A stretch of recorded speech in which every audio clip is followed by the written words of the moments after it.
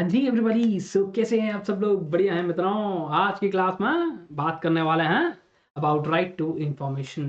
Right to information law लिख लो sir, right to RTI act लिख लो, आरटीआई एक्ट 2005 लिख लो, जो आपकी मर्जी हो, जैसा आपको अच्छा लगे वैसा लिखा जा सकता है। अभी है क्या आरटीआई? होता क्या है? आरटीआई का मतलब है मेरे दोस्त सूचना का अधिकार। किसका अधिकार? सूचना का। हमने तो राइट टू इक्वालिटी और right to freedom of speech expression ये सब पढ़ाई है। सूचना का अधिकार क्या है भाई? देखो, सबसे पहली बात तो हम इकलौते नहीं है इसमें, ये वाली बात सिर्फ सुनने की है, नोट करने की नहीं है। अप्रोक्सीमेटली 70 कंट्रीज ने इस बात को अडॉप्ट कर लिया है कि हाँ भाई, डेमोक्रेसी है तो लोगों के पास right to freedom of speech and expression है, तो उनको राइट टू इंफॉर्मेशन भी है, उनको चीजों को जानने का अधिकार भी है।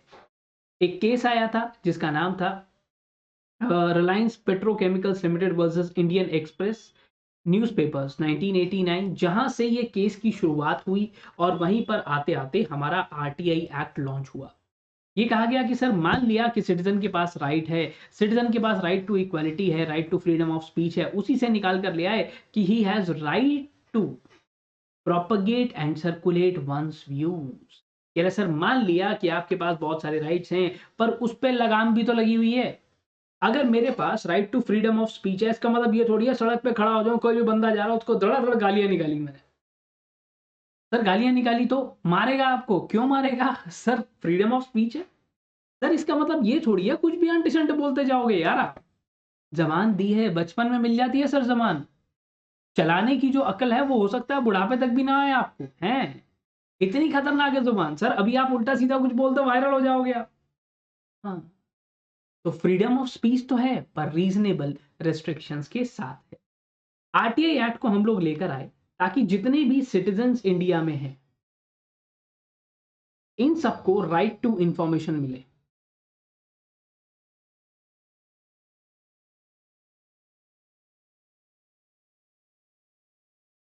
कह रहा ठीक है।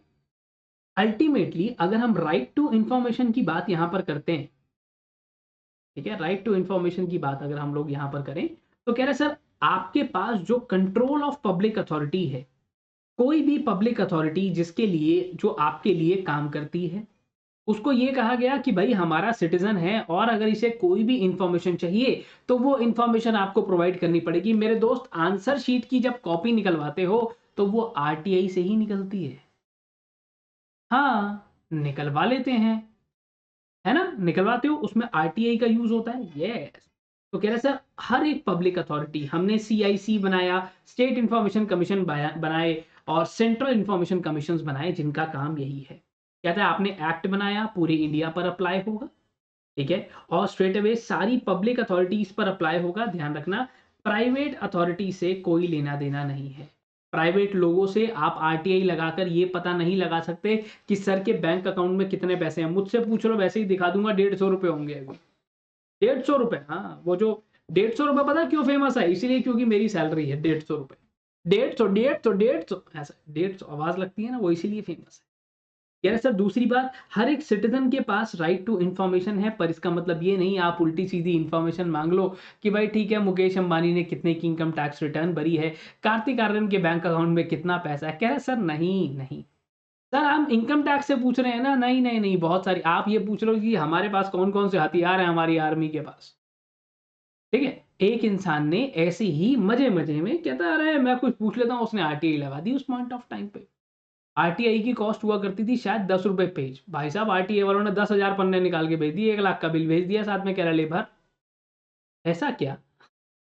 यार, अब बहुत बार क्या होता है, आप आरटीआई लगाते हो तो सर, सामने वाला सरकारी डिपार्टमेंट आपको इंफॉर्मेशन दे रहा है या नहीं, ये कौन इंश्योर करेगा? PIO, public information officers. Depending upon जो इंफॉर्मेशन आपने मांगी है उसके बदले में फीस भी चार्ज की जाती है। और कुछ कैटेगरीज ऐसी भी हैं जिन्हें एग्जम्प्ट किया गया है, जिसको लेकर आप आरटीआई नहीं लगा सकते।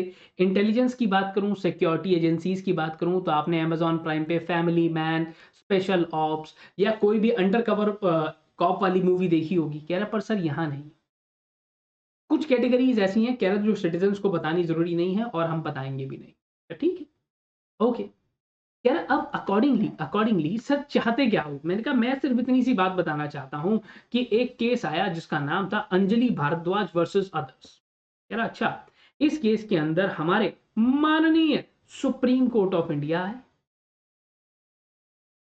सुप्रीम कोर्ट ऑफ इंडिया, हाँ, इन्होंने आकर ये बोला कि सर डेफिनेट लिंक है between right to information and good governance. अगर किसी इंसान के पास अच्छी इंफॉर्मेशन है तो गुड गवर्नेंस अपने आप आपके पास आ जाएगी। और आरटीआई एक्ट ने आपको 4 मेजर ऑब्जेक्टिव्स बताए। सबसे पहली बात, अगर कोई भी पब्लिक अथॉरिटी है वो क्या काम कर रही है, क्या नहीं कर रही, आप आज के टाइम पे आरटीआई लगा के पता लगा सकते हो कि आपके एरिया में जो मेन निगम पार्षद कहते हैं उनको कितने पैसे मिले और पैसे कहां कहां पर खर्च हुए। अच्छा, ये पता लगा सकते हैं। हाँ, तो कह रहे सर कोई भी पब्लिक अथॉरिटी है, पब्लिक वेलफेयर डिपार्टमेंट है, उसने कितना खर्चा करा, सचिन टिचकुले एंड कंपनी ने कितने फ्लाईओवर बनाए, कितने नहीं बनाए, म्युनिसिपल कॉर्पोरेशन के पास कितना पैसा है, कितने टेंडर हैं, आपके घर के पड़ोस में जो सड़क बन रही है, आप ये भी देख सकते हो आरटीआई लगाकर कि भाई वो सड़क का प्रोजेक्ट कब तक कंप्लीट होना है। ऐसा क्या? हाँ, और उसको लेकर कितने पैसे दिए गए हैं, कितना काम अभी तक कंप्लीट हो चुका है। कह रहा ओ, कह रहा सर ट्रांसपेरेंसी बढ़ती है सर, और साथ ही साथ जितने भी हमारे सिटीजन्स है ना, उनका उनको इंफॉर्मेशन भी मिलती है। उनको ये लगता है कि हाँ यार सरकार में हमारी भी हिस्सेदारी है। सर आपकी किस बात की हिस्सेदारी है भाई, पैसा तो आपका ही है जो सरकार में लगा हुआ है। वो पैसा कोई भी मिनिस्टर अपनी जेब से नहीं लाया मेरे दोस्त, वो पैसा वही है जो आपने टैक्सेस से भरा है। कह रहा अकाउंटेबिलिटी और परफॉर्मेंस सरकार की बढ़ती है और करप्शन कम होगा, क्योंकि अगर उनको पता होगा कि ये खबर लीक हो जाएगी और लोग जो है आरटीआई लगाकर खबर मंगा लेंगे, तो कह रहा सर करप्शन में ऑटोमेटिकली कमी आ जाएगी। कह रहा अगली बात को समझो। कह रहा सर पब्लिक अथॉरिटी से क्या मतलब है। मैंने कहा पब्लिक अथॉरिटी से मेरा मतलब है कि कोई भी अथॉरिटी या बॉडी या इंस्टीट्यूशन जो कॉन्स्टिट्यूशन के अंडर काम कर रहा है, पार्लियामेंट के बने किसी लॉ के अंडर काम कर रहा है, जिसके अंदर आईसीएसआई भी आता है, ठीक है। कोई और लॉ जो स्टेट लेजिस्लेचर के अंदर बना है, स्टेट लेजिस्लेचर जैसे इसमें पढ़ोगे स्टेट इंफॉर्मेशन काउंसिल, स्टेट के हिसाब से काम कर रहा है। हाँ, कह रहा है या तो कोई और सरकार कह रही है ये 3 और एक आधा बता देंगे बाद में, जैसे हर बार कहते हैं ना बता देंगे। कह रहा है और इसके अलावा सर कोई भी ऐसी जगह जो फाइनेंस की जाती है सरकार की साइड से, जैसे कि आपने अगर दिल्ली में आपने सुना है कि एक मोहल्ला क्लिनिक हुआ करता था, मोहल्ला क्लिनिक, आम आदमी पार्टी ने कुछ ऐसे क्लिनिक्स खोले थे। ये क्लिनिक में सारा पैसा कहां से आ रहा है सर, स्टेट गवर्नमेंट दे रही है। यस, मोहल्ला क्लिनिक। तो कोई भी ऐसी जगह जहां पर ओनरशिप, कंट्रोल या पूरा पैसा सरकारी है। यार अच्छा, कोई एनजीओ जहां पर टोटली, फिर से पैसा कहां से आता है, it is totally funded by the appropriate government. Appropriate government से मैं कहूंगा कि कुछ सिनेरियोज में सेंट्रल गवर्नमेंट और कुछ सिनेरियोज में स्टेट गवर्नमेंट का यहां रोल होता है। ठीक है सर, आगे चलते हैं। बहुत छोटा सा चैप्टर है, जल्दी जल्दी करते चलेंगे। यार रिकॉर्ड का क्या मतलब है। मैंने कहा यार रिकॉर्ड, ये तो बहुत सारे रिकॉर्ड्स हैं भाई, बड़ी सारी किताबें हैं। यार कोई भी डॉक्यूमेंट, कोई मैन्युस्क्रिप्ट, कोई फाइल, कोई माइक्रोफिल्म, माइक्रोफिच, फैसिमाइल कॉपी, कोई आपने जैसे इमेज है उसको आप क्या करते हो यार, उसकी फोटो ले लेते हैं सर, रिप्रोड्यूस्ड इमेज। आपने कोई फोटो ली थी, एक बंदे ने बोला, मैंने कहा कह रहा है मेरी गाड़ी में कौन एक्सीडेंट कर गया, मैं कहा ये गाड़ी थी, कह रहा भेज दो मेरे को, मैंने कहा मेरे फोन से फोटो खींच लेना। रिप्रोडक्शन ऑफ द इमेज, या तो कोई और मटेरियल प्रोड्यूस बाय कंप्यूटर या किसी भी डिवाइस से। कह रहा सर आपने कोई भी मटेरियल प्रोड्यूस करा, आपने फोटो खींच ली वो भी, आपने फोन में नोट्स बना लिए वो भी, कह रहा आप ये वाले नोट्स ले रहे हो वो भी, आप अपने कॉपी में लिख रहे हो वो भी, कह रहा सब चीजें रिकॉर्ड्स हैं।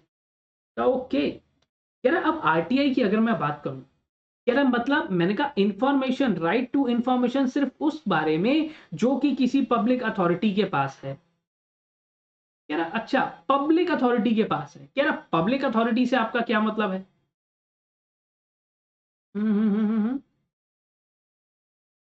RTI means right to information means public authority. ठीक है, हमने आरटीआई की डेफिनेशन पे आ गए हम लोग सीधा, टेकिंग नोट्स और एक्सट्रैक्ट्स। अच्छा ओके ठीक है, हम लोगों ने पब्लिक अथॉरिटी पढ़ लिया, ठीक है। आरटीआई का मतलब क्या है, कह रहे किसी भी पब्लिक अथॉरिटी के पास जाना और उसके पास जो भी नोट्स, एक्सट्रैक्ट, जो भी डॉक्यूमेंट है उसको इंस्पेक्शन करना है आपने, या फिर आपने वहां से कुछ सैंपल मंगवाने हैं, या तो फिर आपको फ्लॉपी, टेप्स, वीडियो, कैसेट जो भी उन लोगों के पास है, जो भी उस पर्टिकुलर हाउस टैक्स अथॉरिटी मैं कहूँ, इनकम टैक्स अथॉरिटी कहूँ, जीएसटी कहूँ, उनके पास जो चीजें हैं, अगर वो अलाउड हैं और आपको देखनी है, कह रहे तो सर सरकारी अथॉरिटी आपको दिखाएगी वो चीजें, चाहे वो इलेक्ट्रॉनिक मोड में हो, किसी प्रिंट आउट की फॉर्म में हो, आपके पास राइट टू इंफॉर्मेशन है। आप उस पब्लिक अथॉरिटी के कंट्रोल में जितनी चीजें हैं सब मंगवा सकते हैं। मैंने कहा जी बहुत बढ़िया। कह रहा अब जैसे ये है सर दिल्ली गवर्नमेंट डिस्पेंसरी, ये क्या है? मैंने कहा एक पब्लिक अथॉरिटी है। कह रहा सर पब्लिक अथॉरिटी है। मैंने कहा बिल्कुल। कह रहा ये पब्लिक अथॉरिटी क्या करेगी? मैंने कहा ये पब्लिक अथॉरिटी की स्ट्रेट अवे सर एक ड्यूटी बनती है। मैंने कहा वो ड्यूटी क्या है? कह रहे ड्यूटी ये है ताकि ये रिकॉर्ड्स पब्लिश करे,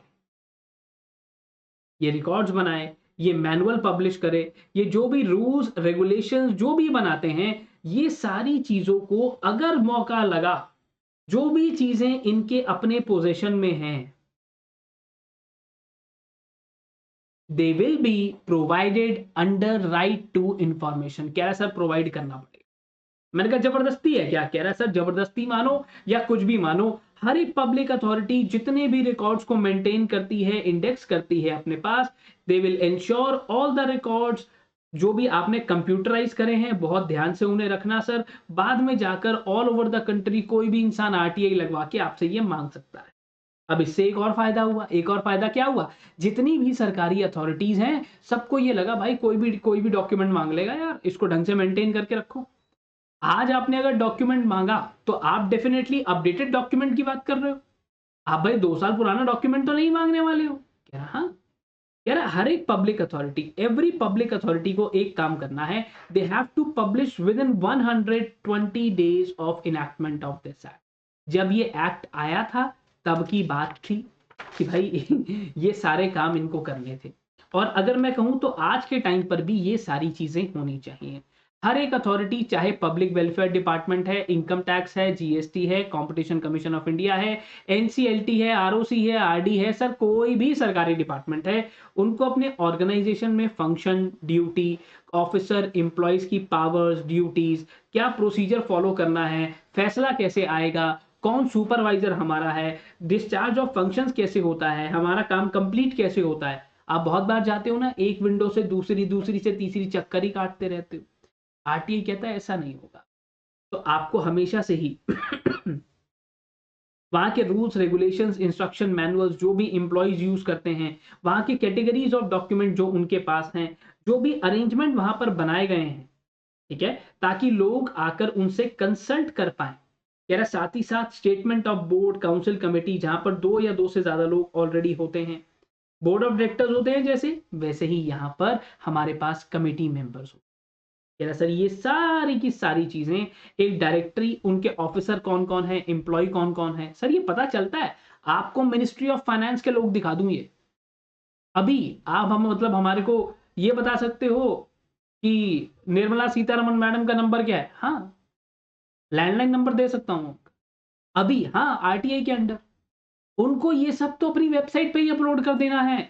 आपके एरिया में जहां भी आप रहते हो, पुलिस की सारी डिटेल, कौन सा क्या इंस्पेक्टर है, कौन से मतलब बंदा एसीपी है, डीसीपी है, एसपी है, जो भी ऑफिसर जिस भी लेवल पर है, सारी डिटेल्स वहां लिखी होंगी।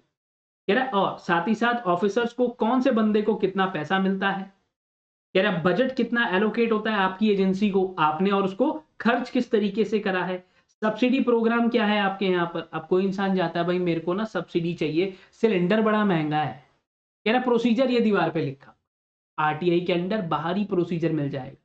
कह रहा सर अब अगर नहीं मिला तो, मैंने कहा नहीं मिला तो आरटीआई लगा सकते हो कुछ सिनेरियोज में। वैसे तो ये बोला गया कि आपको पब्लिश करना ही है, पर अगर नहीं मिला, कुछ जगहों पे तो ऐसी भी चीजें बोर्ड बनवा के वहीं टांग देते कि भाई साहब ये लिखा हुआ सब पढ़ लो। ओ, कह रहा जो भी ऑथोराइजेशंस वगैरह आपने दी हैं, जो भी इंफॉर्मेशन अवेलेबल है, चाहे वो इलेक्ट्रॉनिक फॉर्म में हो, चाहे आपके पास फिजिकल फॉर्म में। कह रहा सर साथ ही साथ अगर मान लो कोई बंदा बात नहीं मानता तो पब्लिक इंफॉर्मेशन ऑफिसर की डिटेल्स भी वहां लिखी होती हैं। साथ ही साथ आपको ये भी बताया जाता है कि जो फैसिलिटीज कौन कौन सी वहां पर अवेलेबल कराई गई हैं, जैसे कि आपके वहां पर अगर लाइब्रेरी है, रीडिंग रूम है, ऐसी कोई फैसिलिटी है क्या?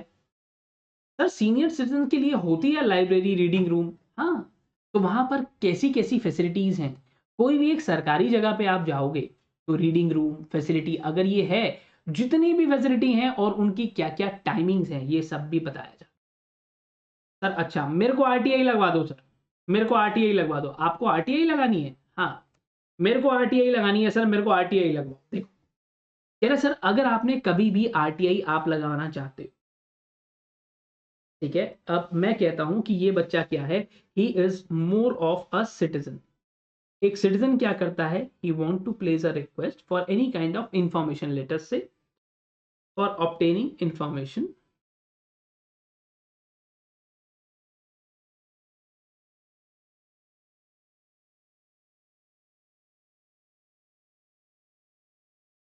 ठीक है, कह रहा सर जो भी कंसर्न पब्लिक अथॉरिटी है, जिस बारे में आप डिटेल्स चाहते हो,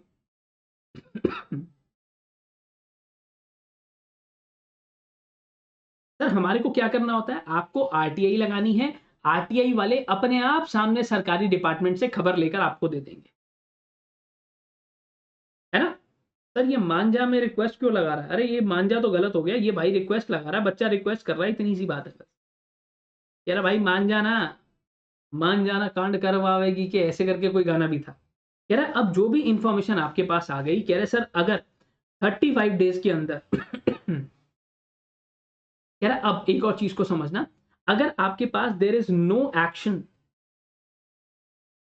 ऑन एप्लीकेशन फॉर 30 days,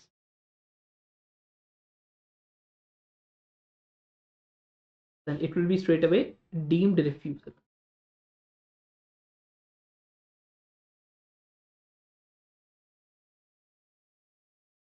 ये क्या होगा, स्ट्रेट अवे मना।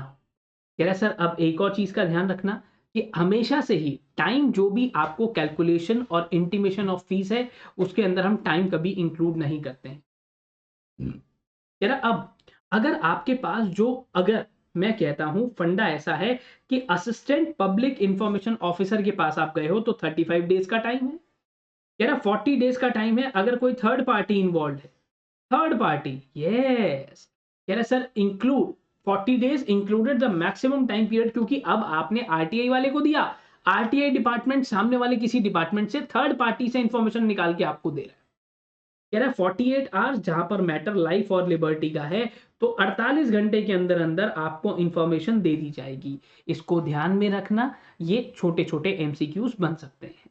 मैंने कहा ठीक है। कह रहा अब ये कौन है, मैंने कहा ये है आपका पीआईओ, पब्लिक इंफॉर्मेशन ऑफिसर। मैंने कहा ठीक है। कह रहा अब यहां पर क्या होता है, यहां पर कोई रिक्वेस्ट आती है, ठीक है? मैं कहता हूं यहां पर हमारे पास एक सिटीजन है, इन्होंने रिक्वेस्ट डाली पीआईओ के पास फॉर इंफॉर्मेशन, कोई भी इंफॉर्मेशन जो इनको चाहिए थी, सब्जेक्ट टू ये अलाउड थी। कह रहा ठीक है सर। कह रहा अब स्ट्रेट अवे मैं फिर से कह रहा हूं, इंफॉर्मेशन विच इज अलाउड और कंसर्न, और मैं कहता हूं चलो रिलेटेड टू पब्लिक अथॉरिटी है,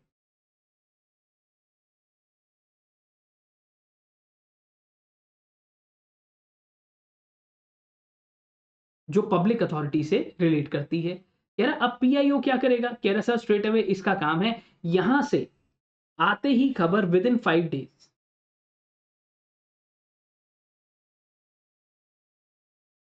5 दिनों के अंदर अंदर जो भी कंसर्न डिपार्टमेंट मिल रहा है वहां भेज दो।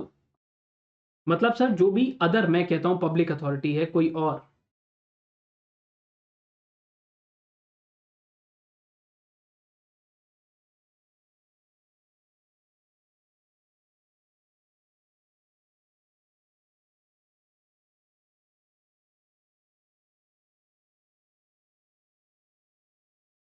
जो भी पब्लिक अथॉरिटी यहां निकल कर आई, कह रहा सर स्ट्रेट अवे हम लोग ये क्या करेगा, यहां पर भेज देगा, और हर हाल में within 30 days he has to provide the information.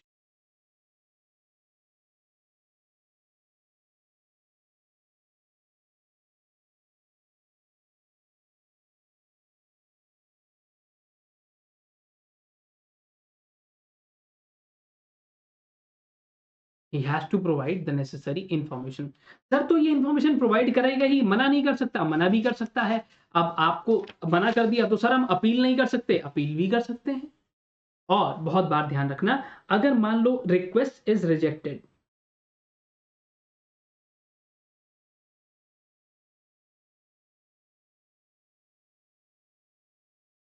this person can file an appeal.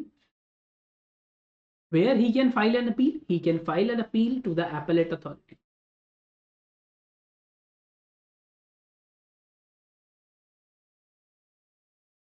अगर आपकी रिक्वेस्ट को पीआईओ स्ट्रेट अवे रिजेक्ट कर देता है, मना कर देता है, कह रहा ठीक है, कह रहा सर अगर मान लो कोई बीच में ऐसी चीज है जो अलाउड है और थोड़ी सी अलाउड नहीं है, जितना अलाउड है उतना आपको दे देगा सर, जितना पोर्शन अलाउड है पब्लिक के साथ इंफॉर्मेशन शेयर करने के लिए उतनी खबर आपको दे देगा, बाकी की आपको मना कर देगा। अब क्या क्या मना है, ये सारी चीजें मना है। कह रहा जो भी चीजें आपके राइट्स को अफेक्ट करती हैं, ऐसी कुछ चीजें जो हमारे यहाँ पर आप इंडिया की सॉवरेनिटी इंटीग्रिटी पे इम्पैक्ट डालती हैं, सिक्योरिटी, स्ट्रैटेजिक, साइंटिफिक या इकोनॉमिक इंटरेस्ट पे इम्पैक्ट डालती हैं, हम भाई ठीक है, हमारी जो आपको पता होगा कुछ कंट्रीज के साथ हम ट्रीटी साइन करते हैं। मोदी साहब जो हैं बहुत सारी जगहों पे आते जाते रहते हैं। अब भाई कौन सी कंट्री से क्या बात हो रही है, क्या बात नहीं हो रही है, किसी को कुछ नहीं पता। बहुत सारी चीज़ें कॉन्फिडेंशियल नेचर की होती हैं, मुद्दे की बात थोड़ी थोड़ी पब्लिक को बता दी जाती है। अगर आपको पता हो तो ऐसे टॉप सीक्रेट आपके देश के होते हैं जो किसी को नहीं बताए जाते। अगर वो बता दिए तो सर बड़ी ज़्यादा दिक्कत हो सकती है। कह रहा दूसरी बात, कह रहा कुछ ऐसी चीज़ें जो आपको कोर्ट ने या किसी तरीके से किसी ट्रिब्यूनल ने डिस्क्लोज करने से मना किया हो, या तो फिर मैं ऐसा कह सकता हूं ऐसी बातें डिस्क्लोज करना पार्लियामेंट का या स्टेट लेजिस्लेचर का, जो आप कह रहे हो कि भाई वहां का मेरे को नक्शा दे दो, भाई आतंकवादियों ने मांगा था नक्शा, अटैक कर दिया था वहां पर, ऐसा क्या? हाँ, किसी ने बोला भाई मेरे को पार्लियामेंट का मैप चाहिए, क्या क्यों चाहिए पार्लियामेंट का मैप? जितना जरूरी है उतना दे देंगे, उसमें अगर हमने कहीं पर सेफ हाउसेस बनाए हुए हैं वो थोड़ी देंगे आपको। अच्छा ऐसा क्या? यस, कह रहा कुछ भी ऐसी इंफॉर्मेशन जो कमर्शियल कॉन्फिडेंस को लेकर है, ट्रेड सीक्रेट को लेकर है, आप कह रहे हो सर मेरे को आरटीआई के अंदर पता लगा के दो ये थम्स अप वाले थम्स अप बना कैसे रहे हैं, मैं बनाऊंगा। ओ, कह रहे कोई फॉरेन गवर्नमेंट से आपको कॉन्फिडेंस में कोई खबर मिली है, आपके पास इंफॉर्मेशन है, आप वो सामने वाले को लीक कर रहे हो। कह रहा उसके अलावा, कह रहा कुछ भी ऐसी चीजें जिनसे फिजिकल सेफ्टी पर बात आ सकती है। कह रहा अच्छा आप कह रहे हो सरकार को बोल रहा मेरे को बम बनाना सिखा दो, सरकार कह रही है रावण वाले, कह रहा नहीं वो आरडीएक्स कैसे बनता है ये बताओ। ओहो, कह रहा आप कोई भी प्रोसेस ऑफ इन्वेस्टिगेशन या प्रोसिक्यूशन ऑफ ऑफेंडर्स को लेकर कोई इंफॉर्मेशन मांग रहे हो, कैबिनेट पेपर मांग रहे हो सर, आप कह रहे हो कैबिनेट पेपर दे दो मेरे को, जो भी हमारे काउंसिल ऑफ मिनिस्टर्स से बड़े बड़े सेक्रेटेरिएट के अंदर या बड़े बड़े ऑफिस के अंदर रखे होते हैं वो मेरे को दे दो। या तो फिर आप क्या कर रहे हो, कोई भी इंफॉर्मेशन जो पर्सनल इंफॉर्मेशन है, जिसका किसी भी पब्लिक एक्टिविटी के साथ, पब्लिक इंटरेस्ट के साथ कोई भी लेना देना नहीं है। कह रहा किसी इंडिविजुअल की प्राइवेसी के अंदर आप जा रहे हो, आप कह रहे हो सर मेरे को अमिताभ बच्चन के जूते का साइज बता दो। तू क्या करेगा भाई जूते के साइज का, सर मेरे को गिफ्ट करना है। सरकार कहती है ये सब नहीं बताते हम, किसी की पर्सनल इंफॉर्मेशन से हम डील नहीं कर सकते, ना ही मुझे कोई मतलब है। सर शर्ट का साइज बता दो, मैं भी वही साइज ले आऊंगा। मैंने कहा बेटा नहीं बताएंगे किसी भी हाल में। ओ ठीक है, मान लो जैसे अब किसी कंट्री के साथ लड़ाई हो जाती है, आप कह रहे हो आरटीए लगा के मेरे को ये बताओ हमारी सेना कहाँ कहाँ पर। ओ हो वाह भाई। अच्छा, विसल ब्लोअर का नाम सुना होगा। विसल ब्लोअर क्या है, कुछ गलत होता देखता है सीटी बजाता है, शोर मचाता है। हाँ, आप कह रहे हो भाई अगर किसी बंदे ने इनकम टैक्स के अंदर आपकी कंप्लेंट कर दी कि भाई ये तो बहुत कमाते हैं पर इनकम टैक्स नहीं भरते हैं, है ना, ऐसा उसने कंप्लेंट कर दी, आपने आरटीआई लगा दी, इसका नाम बताओ, कह रहा नहीं सर नहीं बताएंगे नहीं बताएंगे नहीं बताएंगे। कह रहा अब एक केस यहां पर देखने को मिला, कायलास कायल विजी versus CPIO office of income tax officer, application was filed, appellant ने ये कहा कि income related details of her brother and her mother, कि मेरे भाई की और मेरी मम्मी की मेरे को इंफॉर्मेशन चाहिए। कह रहा ठीक है, और आरटीआई एप्लीकेशन के अंदर हमने ये बोल दिया क्योंकि भाई it is the privacy of the concern of third parties, information को डिनाई कर दिया गया। अगर मैं ये बोलूं कि मेरे को ये बता दो कि भाई मेरे भाई की कितनी इनकम है, तो वो क्या करेगा, मना कर देगा। ठीक है sir, such appeal will be denied, क्योंकि आप किसी के पर्सनल स्पेस में घुसना चाह रहे हो। आपकी मम्मी आपको नहीं बताना चाह रही है हमारी कितनी इनकम है, आपका भाई नहीं बताना चाह रहा है, आप कह रहे हो आरटीआई लगा दूंगा। तो आरटीआई लगा देते हैं सर, और जो मेरी क्रश है ना सर, उसका व्हाट्सएप हैक करा लेते हैं। शाबाश। यही सब देखना तुम लोग, है ना? ये जो बचे हुए 2-4 टिकटॉकी है ना, ये यही सब करते हैं सर। आरटीआई लगा देता हूँ सर, और देख लेता हूँ अपनी एक्स जो मेरी गर्लफ्रेंड है उसका कॉल रिकॉर्ड निकलवा लेता हूँ सर। अरे बेटा, किसी के पर्सनल स्पेस में आरटीआई इन्वेड नहीं करती है। बहुत बार ऐसा जरूर होता है कि आपके पास चीजें देखने को मिलेंगी which is exempt from the disclosure, कह रहा, पर ऐसा जरूर है कि कुछ सिनेरियोज के अंदर हम ये देखेंगे कि पार्शियल डिस्क्लोजर्स आर अलाउड, यानी कि आपने जो भी इंफॉर्मेशन मांगी है उसमें से एक part it will B partially disclosed, थोड़ी सी हम लोग आपको बता देंगे, and it is partially exempt.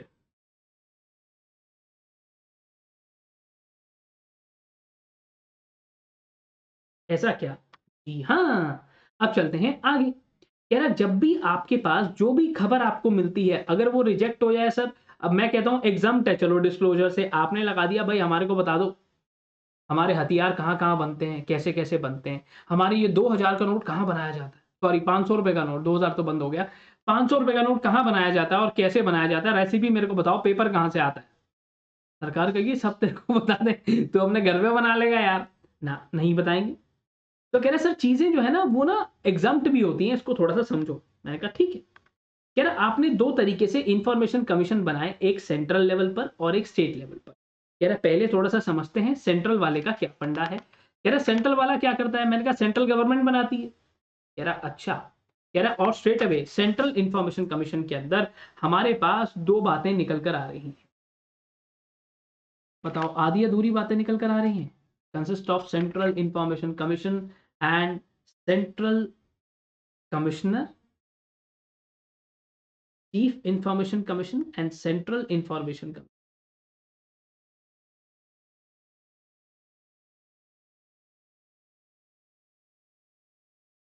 दो तरीके से कमिश्नर हमारे पास हैं। कह रहा ठीक है। कह रहा अब इसके साथ total they can not be, ये हो सकते हैं मैक्सिमम 10, 10 से ज्यादा, मतलब चीफ एक ही होगा। चीफ हर जगह पर एक ही होता है, बाकी के कमिश्नर्स और ज्यादा भी हो सकते हैं। ठीक है। ठीक है सर। कह रहा और देखो, ऑन द रिकमेंडेशंस, अब आप यहां पर ये भी कह सकते हो prime minister is the chairman of committee.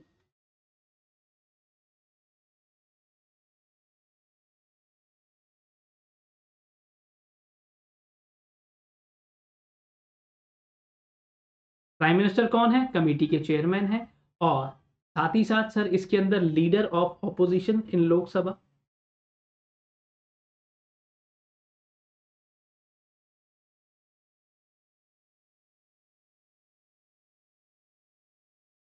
क्या सर इसके साथ ही साथ यूनियन कैबिनेट मिनिस्टर।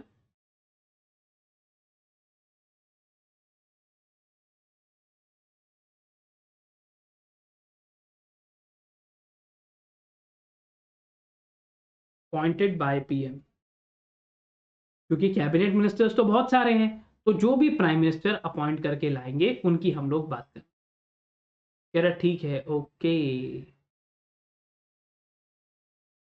कह रहा सर अच्छा, अब ये जो आप दो कमिश्नर्स की बात कर रहे थे, इस पे भी थोड़ा सा आपको बता देता हूं। They shall not be members of parliament और लेजिस्लेचर।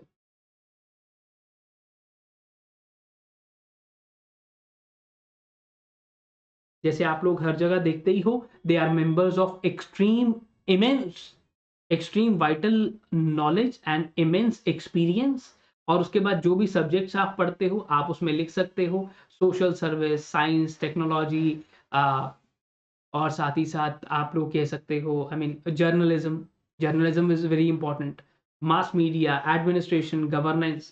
कह रहा sir and they are in full time employment, कहीं और काम नहीं कर सकते इसके अलावा। कह रहा बहुत बढ़िया सर।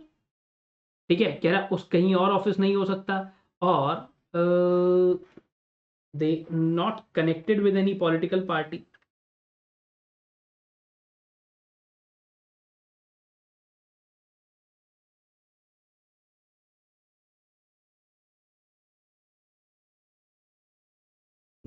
ठीक है, फंडा ठीक है, कह रहा आसान है, समझ सकते हो, इजी है, कह रहा ठीक है।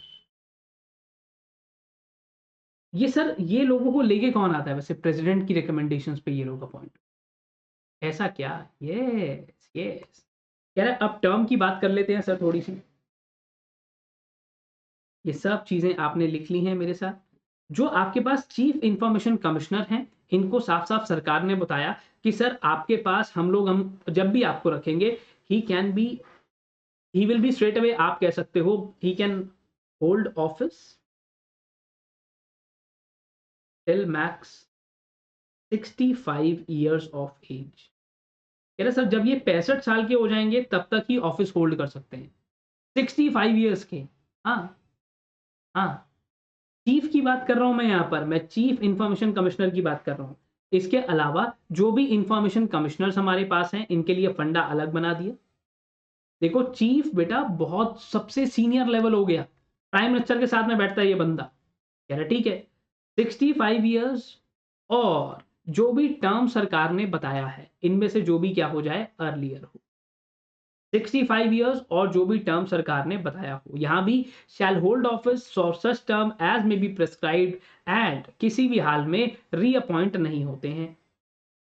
सरकार की मर्जी है, 2 साल के लिए अपॉइंट कर ले, 5 साल के लिए अपॉइंट कर ले, कह रहा दोबारा रीअपॉइंट नहीं होगा, और किसी भी हाल में 65 साल से ज्यादा उम्र का नहीं होगा। सरकार कहती है भाई इसके अलावा तो आपकी छुट्टी कर देंगे सर, अपने घर जाओ। यहां भी टाइम पीरियड कितना होगा? कह रहा सर टाइम पीरियड उतना ही होगा जितना सरकार बताएगी। मैंने कहा तो बता दो फिर। कह रहा बताएंगे नहीं, बताएंगे नहीं। कह रहा अगेन यहां भी he is not eligible for reappointment. कह रहा हर एक इंसान जो इंफॉर्मेशन कमिश्नर रहा है, कह रहा उसको हम बाद में, ठीक है, हो सकता है उसको बाद में चीफ बना दें, हो सकता है, क्वाइट पॉसिबल, प्रमोशन हो सकता है, कह रहा पर जरूरी नहीं है। ठीक है, ठीक है। कह रहा अगर कभी भी इंफॉर्मेशन कमिश्नर को आपने प्रमोट करके चीफ बना दिया तो 5 साल से ज्यादा का टेन्योर उसको हम नहीं देंगे। ओ, कह रहा 5 ईयर्स टुगेदर, 5 ईयर्स एग्रीगेट, जब आप चीफ रहे हो, और और प्लस इसके साथ साथ इंफॉर्मेंट कमिश्नर रहे हो, ये दोनों का मिला के 5 साल कह रहा हूं बेटा, दोनों का मिला के 5 साल सर। हाँ, आप इंफॉर्मेंट कमिश्नर थे, प्रमोट हो गए, कह रहे सर अब दोनों का मिला के 5 साल से ज्यादा नहीं। जब लोग रिटायर हो जाते हैं तो उनको ऐसे ऑप्शंस मिलते हैं। कह रहा ओके, ठीक है।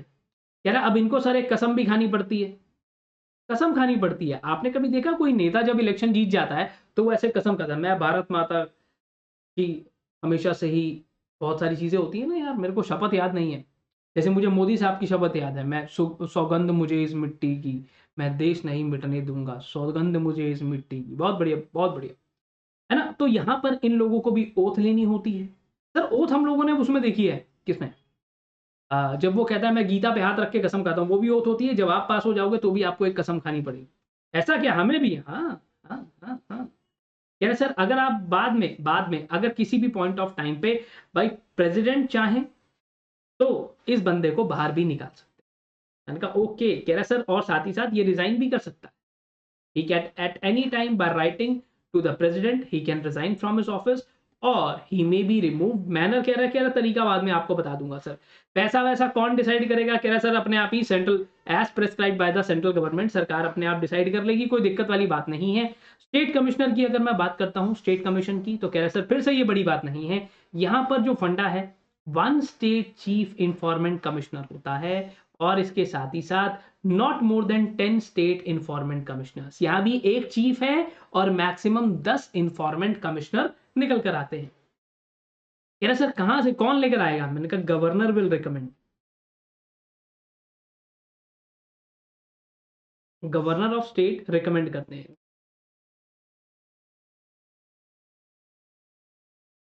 कह रहा ऐसा क्या? ठीक है। कह रहा साथ के साथ जो सीएम है, चीफ मिनिस्टर हैं, he is chairman of committee.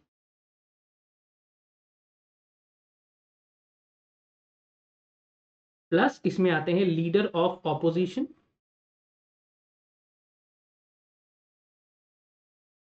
Of legislative assembly,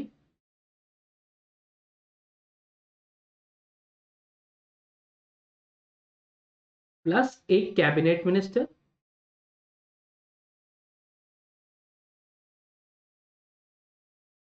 appointed by जो भी स्टेट के सीएम होंगे वो सिलेक्ट करें।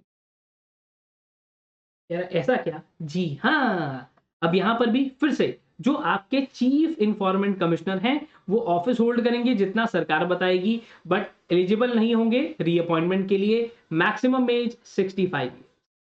जिस दिन 65 के हो जाएंगे सर, हम अपने आप बोलेंगे सर अब आप जाइए, अब आपको और आगे हम नहीं रख सकते अपने साथ। कह रहे सर इसके अलावा जब भी आप इंफॉर्मेंट कमिश्नर की बात करते हो तो द टाइम पीरियड एज में be prescribed by the central government और he attains the age of 65 years whichever is earlier. Same है सर।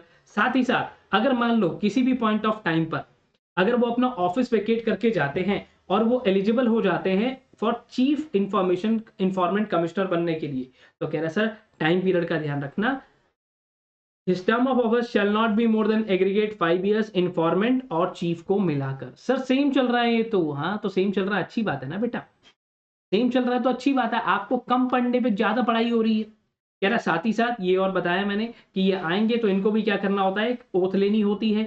उसके बाद अगर कभी भी रिजाइन करना चाहते हैं by writing to the governor, क्योंकि यहाँ गवर्नर ने रिकमेंड किया था और सेंट्रल लेवल पर प्रेसिडेंट ने रिकमेंड किया था, इसीलिए कह रहा और रिमूव भी हो सकते हैं बिल्कुल।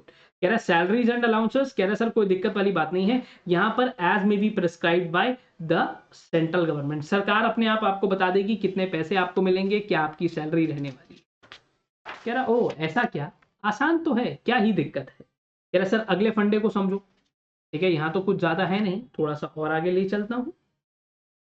कह रहा अगर आपने इंफॉर्मेंट कमिश्नर को ये बोला कि अगर मैं आपको कहूं कि आपके पास क्या पावर है, मैंने कहा पावर तो बहुत है यार इसके पास। कह रहा इनके पास कंप्लेंट आती है, मैंने कहा अच्छा कंप्लेंट किस किस मैटर की। कह रहा अगर किसी ने पीआईओ नहीं रखा, ठीक है, कह रहा सर अब आप अगर मान लो कोई खबर लेना चाहते हो किसी डिपार्टमेंट से, वहां पर पीआईओ ही नहीं है, ओ तो पीआईओ ही नहीं है तो लेटर किसको डालूंगा भाई, सामने वाले का आप कह रहे हो उससे बात कर लो, बात कैसे कर लूं सर, नंबर मिलाया जा रहा हूं, नंबर स्विच ऑफ जा रहा है, कैसे बात होगी, पीआईओ ही अपॉइंट नहीं करा किसी ने। आपने कहीं पर खबर मांगी, आपको खबर के लिए मना कर दिया गया। आपने कहा कि यार कुछ ऐसा डिस्क्लोजर था जो आपको कहा जा रहा है कि that is breach of parliament, breach of specific legislature और सॉरी स्टेट लेजिस्लेचर, आपको फिर खबर नहीं दी, या आप आरटीआई लगाकर बैठे हो और आपको टाइम लिमिट के अंदर कोई भी जवाब नहीं दिया जा रहा है, बिना बात के आलतू फालतू फीस मांग रहा है, कह रहा है 2 करोड़ रुपए लगेंगे, आधी अधूरी टेढ़ी मेढ़ी इंफॉर्मेशन दे रहा है या कोई और मैटर है, तो क्या हो सकता है, complaint can be given to information commissioner. Chief की बात नहीं कर रहा हूं, सीआईसी पे मत चले जाना, सीआईसी पे जाना बहुत बड़ी बात होती है। यहां पर अगर फंडा आप पहुंच गया तो he will have same powers as of civil court.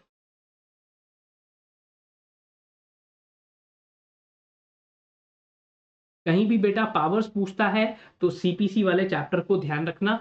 I know. कह रहा सर अब एक और चीज, कह रहा अगर आपके पास पहली अपील आती है तो पहली अपील कहां जाएगी, मैंने कहा पहली अपील जो भी आपके ऑफिसर सीनियर हैं पीआईओ से ज्यादा, पब्लिक इंफॉर्मेशन ऑफिसर से जो भी सीनियर होगा उसके पास हमारी फर्स्ट अपील जाती है। मैंने कहा अच्छा, within 30 days from the date of expiry of the time limit, जो आपको बोला गया था 30 दिन में भाई इंफॉर्मेशन मिल रही है, 30 दिन में इंफॉर्मेशन नहीं मिली, आप पहली अपील वहां से, टाइम पीरियड आपको बोला गया 48 आवर्स में दे देंगे, 48 आवर्स खत्म हो गए, 30 दिन के अंदर अंदर आप अपनी फर्स्ट अपील फाइल कर सकते हो। और जो सेकेंड अपील है, सेकेंड अपील कहां जाएगी, सेंट्रल इंफॉर्मेशन कमीशन या तो स्टेट इंफॉर्मेशन कमीशन के पास within 90 days from the date on which decision was given. या तो फर्स्ट अपील से विद इन 90 days ले लो, या तो जिस दिन फैसला आया वहां से 90 days ले लो। पहली अपील कहां डाल रहे हो, जो भी ऑफिसर आपको सीनियर रैंक में दिख रहा है वहां पर डाल दोगे। उसके अलावा सर अब भी बात नहीं सुनी जा रही है, अभी भी बात नहीं सुन रहे हैं, अभी भी बदमाशी कर रहे हैं, कह रहा सर सेकंड अपील डालो सीधा सेंट्रल इंफॉर्मेंट कमीशन के पास या स्टेट इंफॉर्मेंट कमीशन के पास। CIC, SIC as the case में भी। कह रहा थर्ड पार्टी अपील भी होती है अगेंस्ट द PIO डिसीजन। कह रहा तो फिर से 30 डेज अगर फर्स्ट अपील है और 90 डेज अगर आपकी सेकंड अपीलेट अथॉरिटी पे आप जा रहे हो तो। मैंने कहा ठीक है। कह रहा सर अब ये कह रहा है इट्स योर फॉल्ट, कह रहा तुम्हारी गलती है। मैंने कहा मेरी किस बात की गलती है?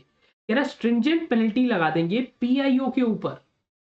ओ अगर इसने खबर नहीं दी तो हाँ, अगर ये आपको खबर नहीं देता PIO will be liable for fine of 250 per day और मैक्सिमम 25,000 रुपए। किस बात पे? आप एप्लीकेशन लेकर जाते हो, वो एप्लीकेशन नहीं ले रहा, आपने खबर मांगी, खबर नहीं दे रहा है आपको, आपको झूठी मूठी इंफॉर्मेशन दे रहा है, इनकरेक्ट इंफॉर्मेशन दे रहा है, या तो फिर आपने जो इंफॉर्मेशन मांगी उसने इंफॉर्मेशन को जला दिया, कह रहा है इसको नहीं देनी है। ओह ठीक है, कोई भी इंफॉर्मेशन को तोड़ मरोड़ के दे रहा है तो सरकार कहती है तेरी गलती है, अब बेटा तेरे को छोड़ेंगे नहीं। कह रहा अब ध्यान रखना कोई भी ऑर्डर अगर यहां पर आता है तो हमने स्ट्रेट अवे कोर्ट्स को मना कर रखा है कि लोअर कोर्ट तो इस बारे में बात ही नहीं करेगा, ना ही इस चीज को लेकर कोई एप्लीकेशन लेगा। मैंने कहा ठीक है, तो फिर करेगा क्या? कह रहा ये रहा ना सर, ये रहा ना। अब आपके यहाँ सेंट्रल गवर्नमेंट स्टेट गवर्नमेंट क्या कर रही है? मैंने कहा हमारे यहाँ सेंट्रल गवर्नमेंट स्टेट गवर्नमेंट बड़ा काम कर रही है भाई इस मामले में। सर ये सब आता है, हाँ यार देखो पेपर में ये जरूर पूछ सकता है कि गवर्नमेंट के क्या इनिशिएटिव्स हैं, क्योंकि मैं अगर बात करूं हम सब लोग अल्टीमेटली जितनी भी चीजें करते हैं वो गवर्नमेंट के आगे पीछे ही रहती हैं कि गवर्नमेंट ने अब क्या करा, तब क्या करा, गवर्नमेंट अब कौन सा सर्कुलर लाई है, अब कौन सा नोटिफिकेशन लाई है, ये सब चीजें। तो role of central state government, कह रहे यहाँ पर क्या कर रही है सरकार? कह रहे सर सरकार तो सबसे पहले हमारे पास एजुकेशनल प्रोग्राम्स को लेकर आ रही है। कह रहे अच्छा, कह रहे ताकि जितने भी लोग हैं उनको समझ में आए किस तरीके से RTI एक्ट के अंदर आप बेनिफिट उठा सकते हो। बच्चों को भी नहीं पता था। अगर बहुत पहले हम लोग बात करें, मैं हमेशा से कहता हूं कि बेटा अपनी कॉपी जरूर निकलवाया करो, चेक किया करो कि आपका आंसर कहाँ गलत है, आप कहाँ गलती करके आए। तो बट पहले क्या होता था, ये सब महंगा था, जैसे ही ये RTI के प्रोविजंस के अंदर आ गया ये सस्ता हो गया। कह रहा दूसरी बात, इसके साथ ही साथ पब्लिक अथॉरिटीज को ये बोला जा रहा है कि भाई तुम पार्टिसिपेट करो। इससे क्या होगा, अगर आपको पता होगा कि आपके रिकॉर्ड्स कोई भी मांग सकता है पब्लिक में से, तो आपको अपडेटेड रखने होंगे, ट्रांसपेरेंसी बढ़ेगी, करप्शन कम होगा। कह रहा टाइमली एक्यूरेट इंफॉर्मेशन लोगों तक भी पहुंचेगी और लोगों को ये भी पता चलेगा कौन सी अथॉरिटी क्या काम कर रही है। साथ ही साथ कह रहा सर हमने central public information officer, state public information officers को ट्रेन किया है ताकि वो लोग ट्रेनिंग मटेरियल्स के साथ साथ पब्लिक अथॉरिटीज को समझा पाए। अगर कहीं पर भी कोई भी पब्लिक अथॉरिटी ऐसी है जिसको चीजें समझ में नहीं आ रही हैं, काम कैसे करना है कैसे नहीं करना, तो कह रहा सर हमारे पास लोग हैं, हमारे पास पब्लिक इंफॉर्मेशन ऑफिसर्स हैं, वो उन्हें समझाएंगे और बताएंगे कि काम को कैसे किया जाता है और उसका तरीका क्या है। कह रहा ठीक है सर बहुत बढ़िया। मैंने कहा बहुत बढ़िया। कह रहा हाँ बहुत बढ़िया सर। कह रहा अब इसके साथ ही आपको एक दो चीजें और बता देते हैं कि भाई RTI के अंदर आपको कभी कभी 4 नंबर, कभी कभी 8 नंबर, इसके साथ मैंने ऐड करा है इंफॉर्मेशन टेक्नोलॉजी जो कि कभी कभी 4 नंबर, कभी कभी 8 नंबर, कभी कभी 12 नंबर। तो मेरे दोस्त किसी भी हाल में इस चैप्टर को छोड़ के मत जाना, ठीक है। अब हम लोग क्या बात कर रहे हैं सर? हम लोग बात कर रहे हैं अबाउट इंफॉर्मेशन टेक्नोलॉजी एक्ट के बारे में। यार आज के टाइम पे क्या है ना, हम लोग पूरे तरीके से इंफॉर्मेशन टेक्नोलॉजी से घिरे हुए हैं। अगर आपसे मैं बात करूं तो नवनी मैम ने आपको बहुत सारी जगह बताया कि बेटा आपको पता है इन रिकॉर्ड्स को हम इलेक्ट्रॉनिक फॉर्म में भी रख सकते हैं। कोई भी रिकॉर्ड आ जाए, रजिस्टर आ जाए, रिटर्न आ जाए, हर किसी को उठाकर मैडम ने यही बताया कि they can be maintained in electronic form. Sir आज के टाइम पे पुलिस वाले अगर आपको पकड़ लेते हैं, ठीक है, तो आप क्या करते हो? सर अपने फोन में RC दिखा देते हैं, आपके पास M परिवहन, डिजी लॉकर ऐसी नाम की कुछ चीजें हैं। हाँ, वो M परिवहन, डिजी लॉकर से आप ओपन करके दिखा देते हो और वो मान भी जाता है। हाँ सर ऐसा तो होता है। ऐसा क्यों होता है भाई? ऐसा क्यों होता है मुझे ये बता दो। कह रहा सर ऐसा इसीलिए होता है क्योंकि IT वाली चीजें अलाउड हो गई हैं। हाँ, अब पहले ऐसा नहीं था। पुराने जमाने में तो RC जो रजिस्ट्रेशन सर्टिफिकेट होता है इतना बड़ा होता था। धीरे धीरे धीरे धीरे करके क्या होता है, आपके फोन में आ जाता है। यार फोटो खींच लो, मेरी फोटो खींच ली होगी बड़े सारे बच्चों ने, नहीं आपकी फोटो क्यों खींचेंगे? आप कोई रणबीर कपूर हो? अरे बन जाएंगे रणबीर कपूर तुम लोगों के साथ रह के यार। तो हम लोगों ने ये देखा कि धीरे धीरे कंप्यूटर सिस्टम के चलते चलते हम आगे आए और सर हम हर तरीके की इंफॉर्मेशन को कंप्यूटर में रखने लग गए, इलेक्ट्रॉनिक तरीके से रखने लग गए। कह रहा अब ऐसे ही बिजनेस ऑपरेशंस के अंदर की अगर मैं बात करूं तो जो भी इंफॉर्मेशन आपके पास है आज आपके कंप्यूटर की हार्ड डिस्क में है सर। कह रहा हाँ, आपको मूवी चाहिए, आपको क्लास चाहिए, आपको गाने चाहिए, आपको भजन चाहिए, आपको अपने किसी कजन की शादी की वेडिंग वाली जो वीडियो है वो चाहिए सर, सब कुछ कंप्यूटर में है सर। कह रहा है हाँ हाँ। इसी चीज को ध्यान में रखते हुए यूनाइटेड नेशंस जनरल असेंबली ने एक रेजोल्यूशन पास करा 30 जनवरी 1997 को। सिर्फ सुन लेना बात को, सिर्फ सुन लेना। उन्होंने ये बोला कि सर हमारे को ना इलेक्ट्रॉनिक कॉमर्स पे ही भरोसा अब करना पड़ेगा।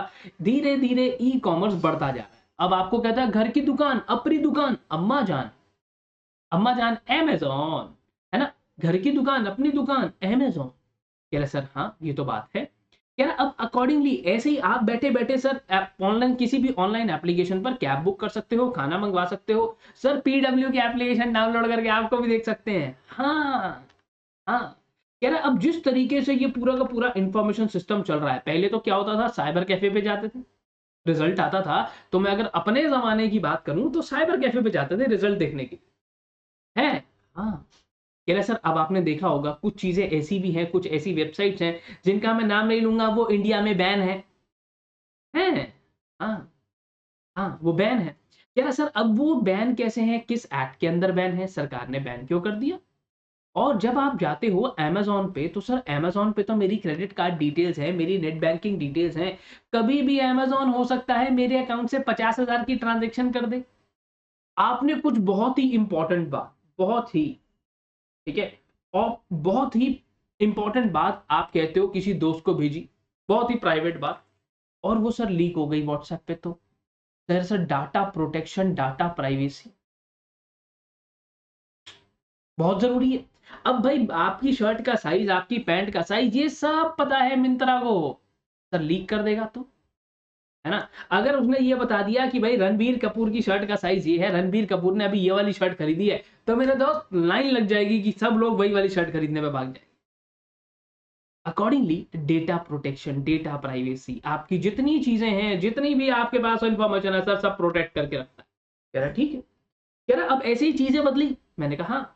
और हमारे पास आ गया इंफॉर्मेशन टेक्नोलॉजी एक्ट 2000। कह रहा बिल्कुल सर जरूरत भी थी, जरूरत भी थी हमारे को। कह रहा अब ये करता क्या है। मैंने कहा देखो हमारे पास दो चीजें आई, कोई भी एक्ट अगर आता है तो वो आके सिर्फ बॉस बन के हुक्म चलाता है। कह रहा काम कौन करता है। मैंने कहा काम करता है उसके यहाँ के रूल्स। कह रहा सर रूल्स काम करते हैं। मैंने कहा हाँ, आपने सिर्फ बैठ के ऑर्डर दे दिया, दो पराठे ले आओ भाई मक्खन मार के, तो ये तो एक्ट ने बोल दिया, पर रूल्स आपको ये बताते हैं कि वो पराठे बनेंगे कैसे, मक्खन लगेगा कैसे, और स्वाद आएगा कैसे। ऐसा क्या, जी हाँ ये डिफरेंस होता है। तो इन दोनों को साथ पढ़ा जाता है। क्या सर इंफॉर्मेशन टेक्नोलॉजी एक्ट आया। अच्छा एक और चीज मैं आपको यहां पर बताऊंगा कि जैसे मैडम ने भी आपको बताया होगा कि बेटा कोई भी फॉर्म अगर मिनिस्ट्री पे फाइल करोगे तो तुम्हारे सिग्नेचर के बिना नहीं चलेगा। अब क्या करूंगा, मैं ऐसे साइन करूंगा जैसे मेरा नाम है, आपका नाम है दिव्य मिगलानी, हाँ मेरा नाम है, मैं कुछ ऐसा साइन करके भेजूंगा। ये क्या करा आपने, मेरे को तो लग रहा है ऐसे कोई मच्छर घूम रहा है इसके अंदर। अरे जैसा भी घूम रहा है यार। देखो इंफॉर्मेशन टेक्नोलॉजी एक्ट ने ये बोला कि सर हम पूरे तरीके से जो भी चीजें हमारे पास फर्स्ट शेड्यूल में मेंशन होंगी ना उन पर अप्लाई नहीं होंगे। मैंने कहा अच्छा। मैंने कहा तो करोगे क्या। कहते देखो सर हमने इंफॉर्मेशन टेक्नोलॉजी एक्ट के अंदर 3 तरीके के प्रोविजंस बनाए, सुन लेना। सबसे पहली बात, जो भी चीजें इलेक्ट्रॉनिक मीन से हो रही हैं, इलेक्ट्रॉनिक डेटा इंटरचेंज हो रहा है, इलेक्ट्रॉनिक ट्रांजेक्शन हो रही है। अब पहले क्या होता था कि आपको पैसे देने हैं, बैंक से निकालो, किसी को पैसे दे के आओ, चेक काट के दो। आज घर में बैठे बैठे एनईएफटी आरटीजीएस हो जाती है सर। पैसा ट्रांसफर करना है, आपने मेरे को पैसा देना है, मान लो एग्जाम्पल, आप दो हमारे को पैसे, हर एग्जाम्पल में मैं ही देता हूँ यार, एक बार आप देकर देखो, है ना, क्या मतलब मेरी कुछ और बढ़िया हो जाए। अब आपने मुझे पैसे देने, इलेक्ट्रॉनिक मीन से आप ट्रांसफर कर देते हो, तो कह रहे सर इलेक्ट्रॉनिक मीन से जितनी भी ट्रांजेक्शन हो रही है सबको लीगल रिकॉग्निशन दे दिया मैंने। देखा अच्छा।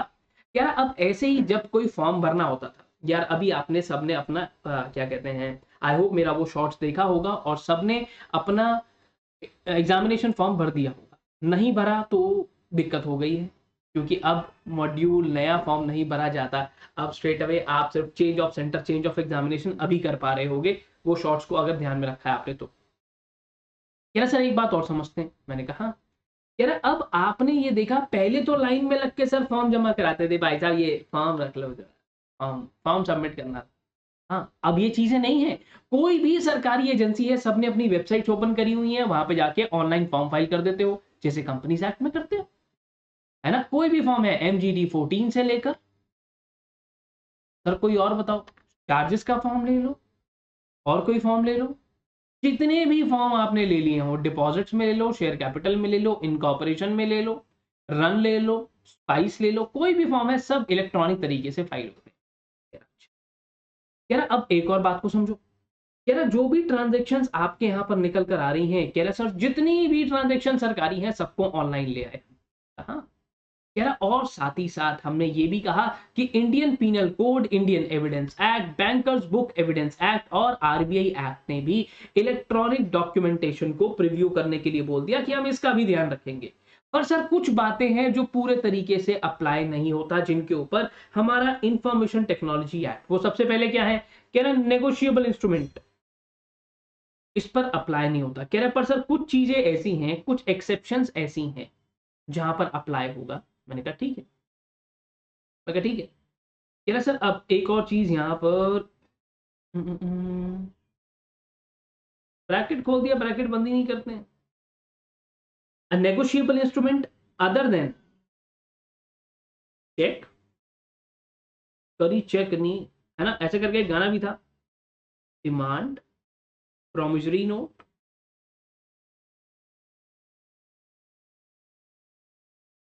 And bill of exchange endorsed in any favor of entity regulated, सरकारी तरीके से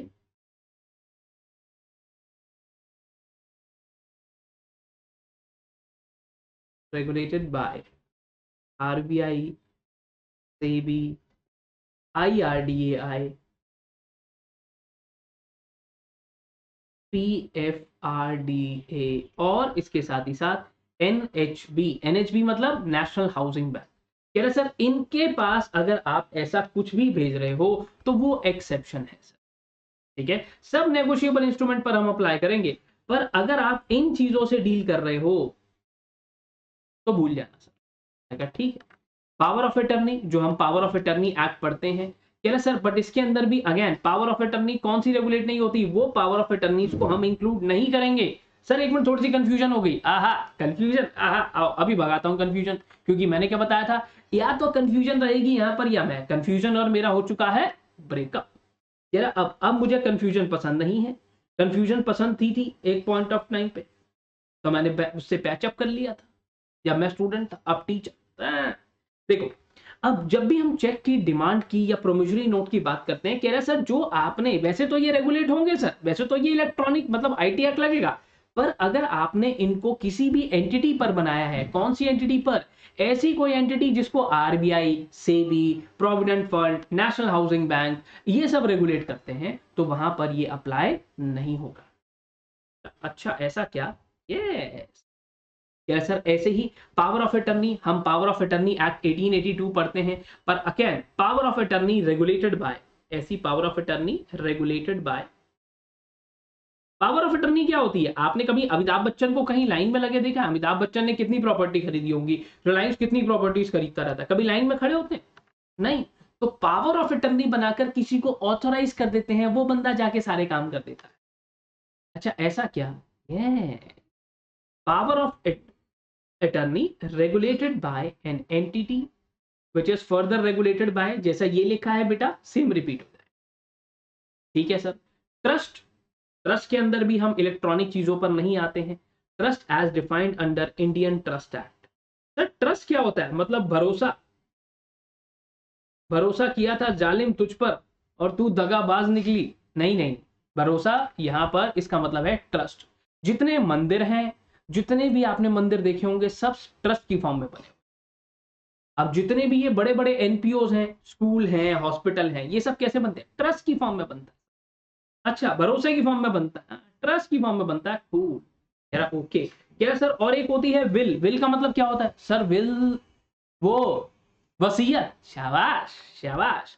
क्या सर? इंडियन सक्सेशन एक्ट 1925 में विल का मतलब होता है जीते जी मेरा, मेरा है, मरने के बाद जैसे मैंने कहा भाई जीते जी सारी प्रॉपर्टी मेरी और मरने के बाद अमिताभ बच्चन को दे दे। सर आपके अमिताभ बच्चन सर की एज में काफी फर्क है, कोई बात नहीं, मेरे जीते जी मेरे जाने के बाद सारी जो प्रॉपर्टी है अमिताभ बच्चन को दे दे, कोई दिक्कत नहीं बात है। तो ये विल है, इसे कहते हैं वसीयत। तो सर वसीयत बनाई है आपने, हाँ मैं कहा जो डेढ़, अभी मेरे अकाउंट में कितने 130 रुपए हैं, तो 130 रुपए अमिताभ बच्चन को मिल जाए, ऐसा क्या? हाँ क्या? अच्छा अब एक और चीज, आपने कभी व्हाट्सएप भेजा किसी को? हाँ सर भेजते हैं ना, व्हाट्सएप भेजते हैं, क्या दिक्कत है? अच्छा अच्छा, तो जब आप किसी को व्हाट्सएप करते हो तो सामने वाला बंदा कौन है? रिसीवर है। हाँ, receiver means a person who is intended by the originator to receive the electronic record.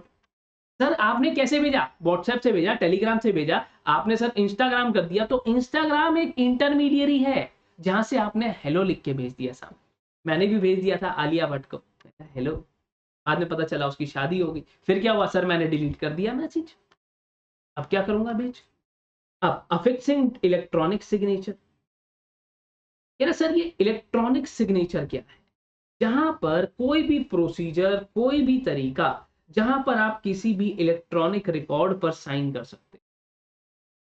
अच्छा मतलब सर जैसे आप ये कर रहे हो सारा का सारा काम, आपके पास तो सर हमारे जैसा पेन भी नहीं है, हमारे पास तो सर ऐसे वाला पेन है, मेरे पास ऐसे वाला पेन है, ये मेरे पास एक स्क्रीन है, ठीक है एक, हाँ सर स्क्रीन है, अब ये स्क्रीन के ऊपर मैं साइन कर देता हूं।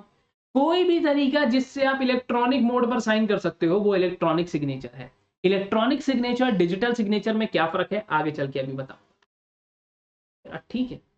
और procedure bye a person for the purpose of authenticating electronic record, कह रहा सर किसी भी तरीके से समझ लेना, इलेक्ट्रॉनिक सिग्नेचर एक बहुत बड़ी टर्म है जिसमें छोटा सा एक डीएसपी आता है, ठीक है। कह रहा सर कंप्यूटर नेटवर्क क्या है? देखो यार कंप्यूटर के चलते, फोन के चलते, अभी आप मेरे को चाहे फोन पे देख रहे हो चाहे कंप्यूटर पे देख रहे हो, अपन सारे आपस में कनेक्टेड है सर।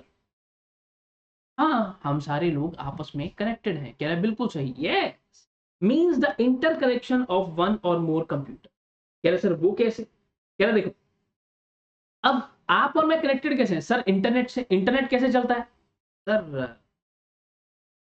सैटेलाइट से चलता होगा सर। इंटरनेट सर वो खंबे से चलता है ना, हमारे घर के बराबर में खंबा लगा हुआ है। अच्छा अच्छा, बिजली का है वो। घर के बराबर में खंबा लगा हुआ है, बिजली का है वो सर। बिजली आएगी तभी तो इंटरनेट चलेगा ना। हाँ सैटेलाइट, माइक्रोवेव, सर माइक्रोवेव में क्या बात कर रहे हो? खाना गर्म होता है माइक्रोवेव में?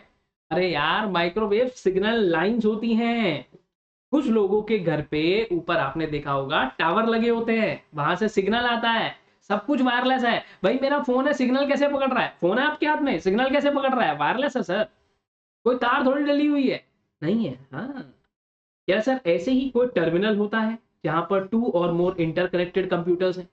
जैसे अगर मैं ये कहूं ये रहा और इधर मेरा लैपटॉप है, ये दोनों आपस में कनेक्टेड कैसे हैं? कैमरा कैसे कनेक्टेड है सर? तार से कनेक्टेड है, ये इंटरकनेक्टेड टर्मिनल।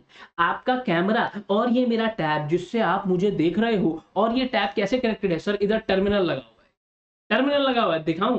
भारी है, गिर जाएगा, ठीक है। ये माउस है, ये माउस को ऐसे मैं हिलाऊंगा तो आपको ये कर्सर हिलता हुआ दिखेगा, ये देखो ये कर्सर हिल रहा है।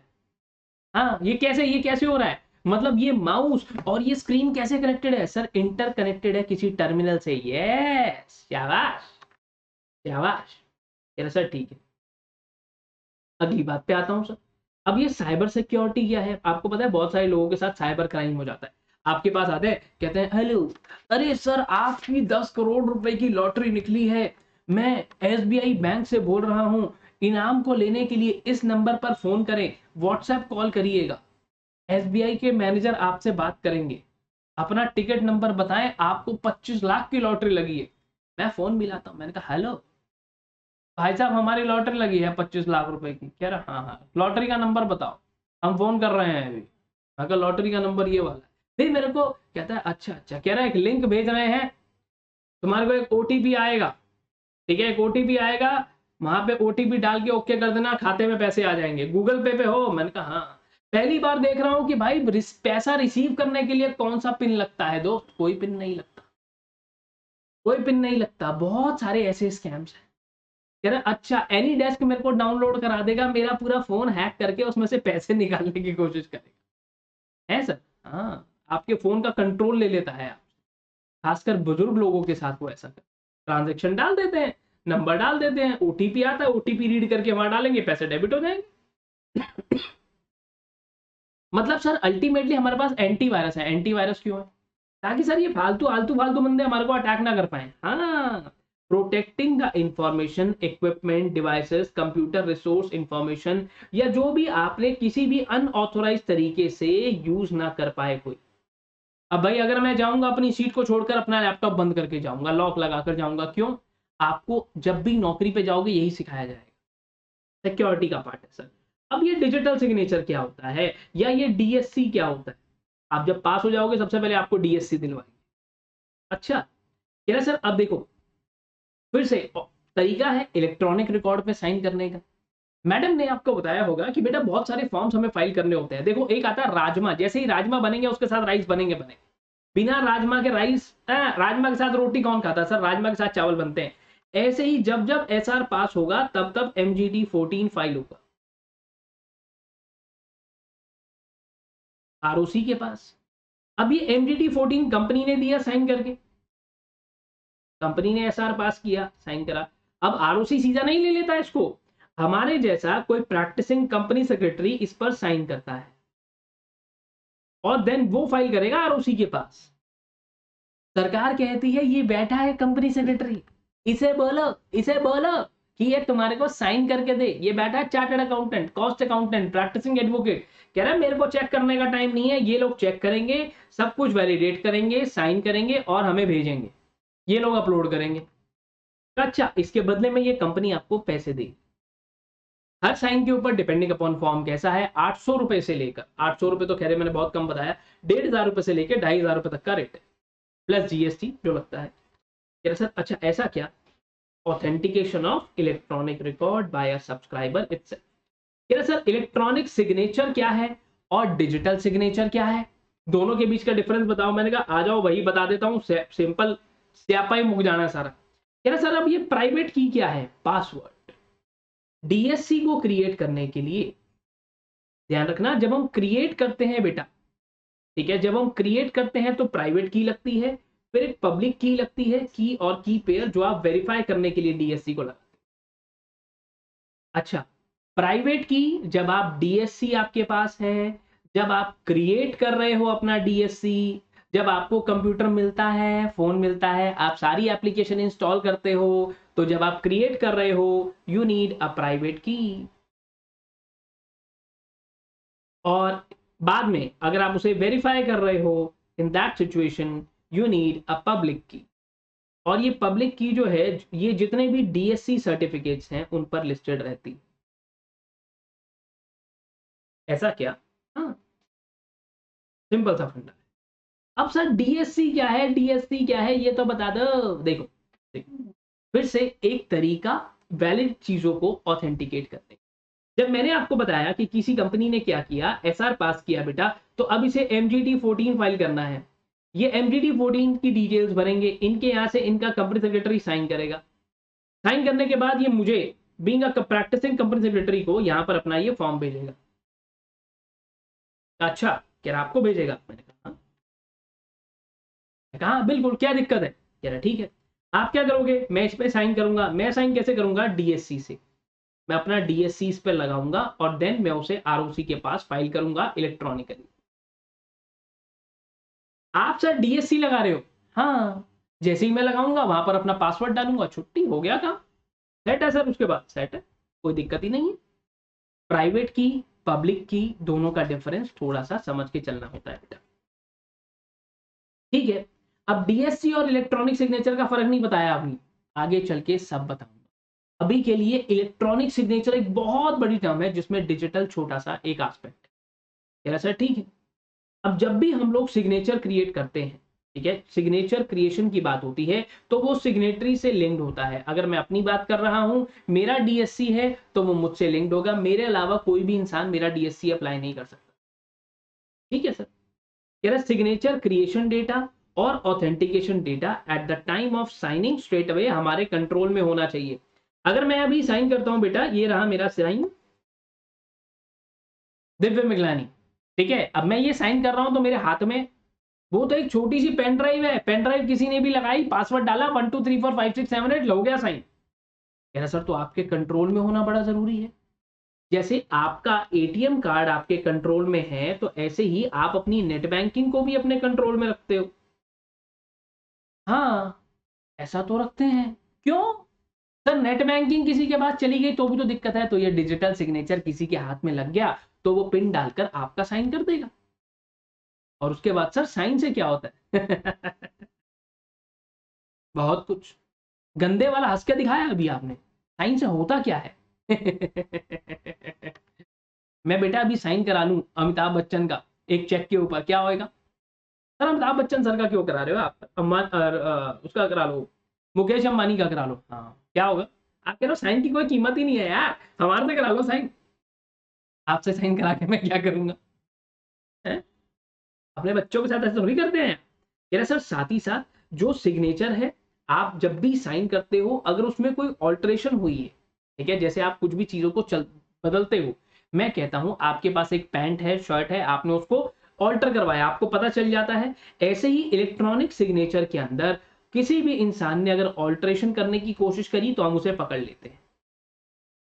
अच्छा ऐसा क्या? ये अगर ऑल्टरेशन आपने ऑथेंटिकेशन के बाद भी करी तो भी हम लोग पकड़ लेते हैं। एक बार मैंने साइन कर दिया, मैंने पिन डाल दिया, अब वो इंसान उस साइन को उठा के किसी और फॉर्म पे लगाना चाहता है, मैं फिर से पकड़ लूंगा।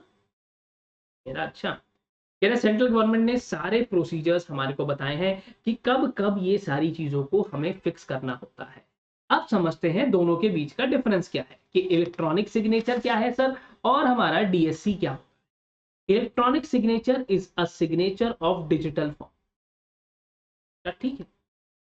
कह रहा एक वेब लिंक सिग्नेचर, जब भी आपने साइन किया एक आपको लिंक मिला, किसी डॉक्यूमेंट को आप वेरीफाई करते हो। अच्छा, आपने कभी अपने लैपटॉप में एनी डेस्क कोई सॉफ्टवेयर डाला होगा, हाँ, आप असेप्ट असेप्ट असेप्ट करते जाते हो और हो जाता है। कुछ एप्लीकेशंस आपको लिंक भेजती हैं, आप अपने ईमेल पे जाते हो, वो जाके लिंक ओपन करते हो, वो कहता है your email is verified, use for verifying a document. यार ठीक है, it is not performed by any trusted certificate authorities or trusted service provider। अच्छा ऐसा क्या?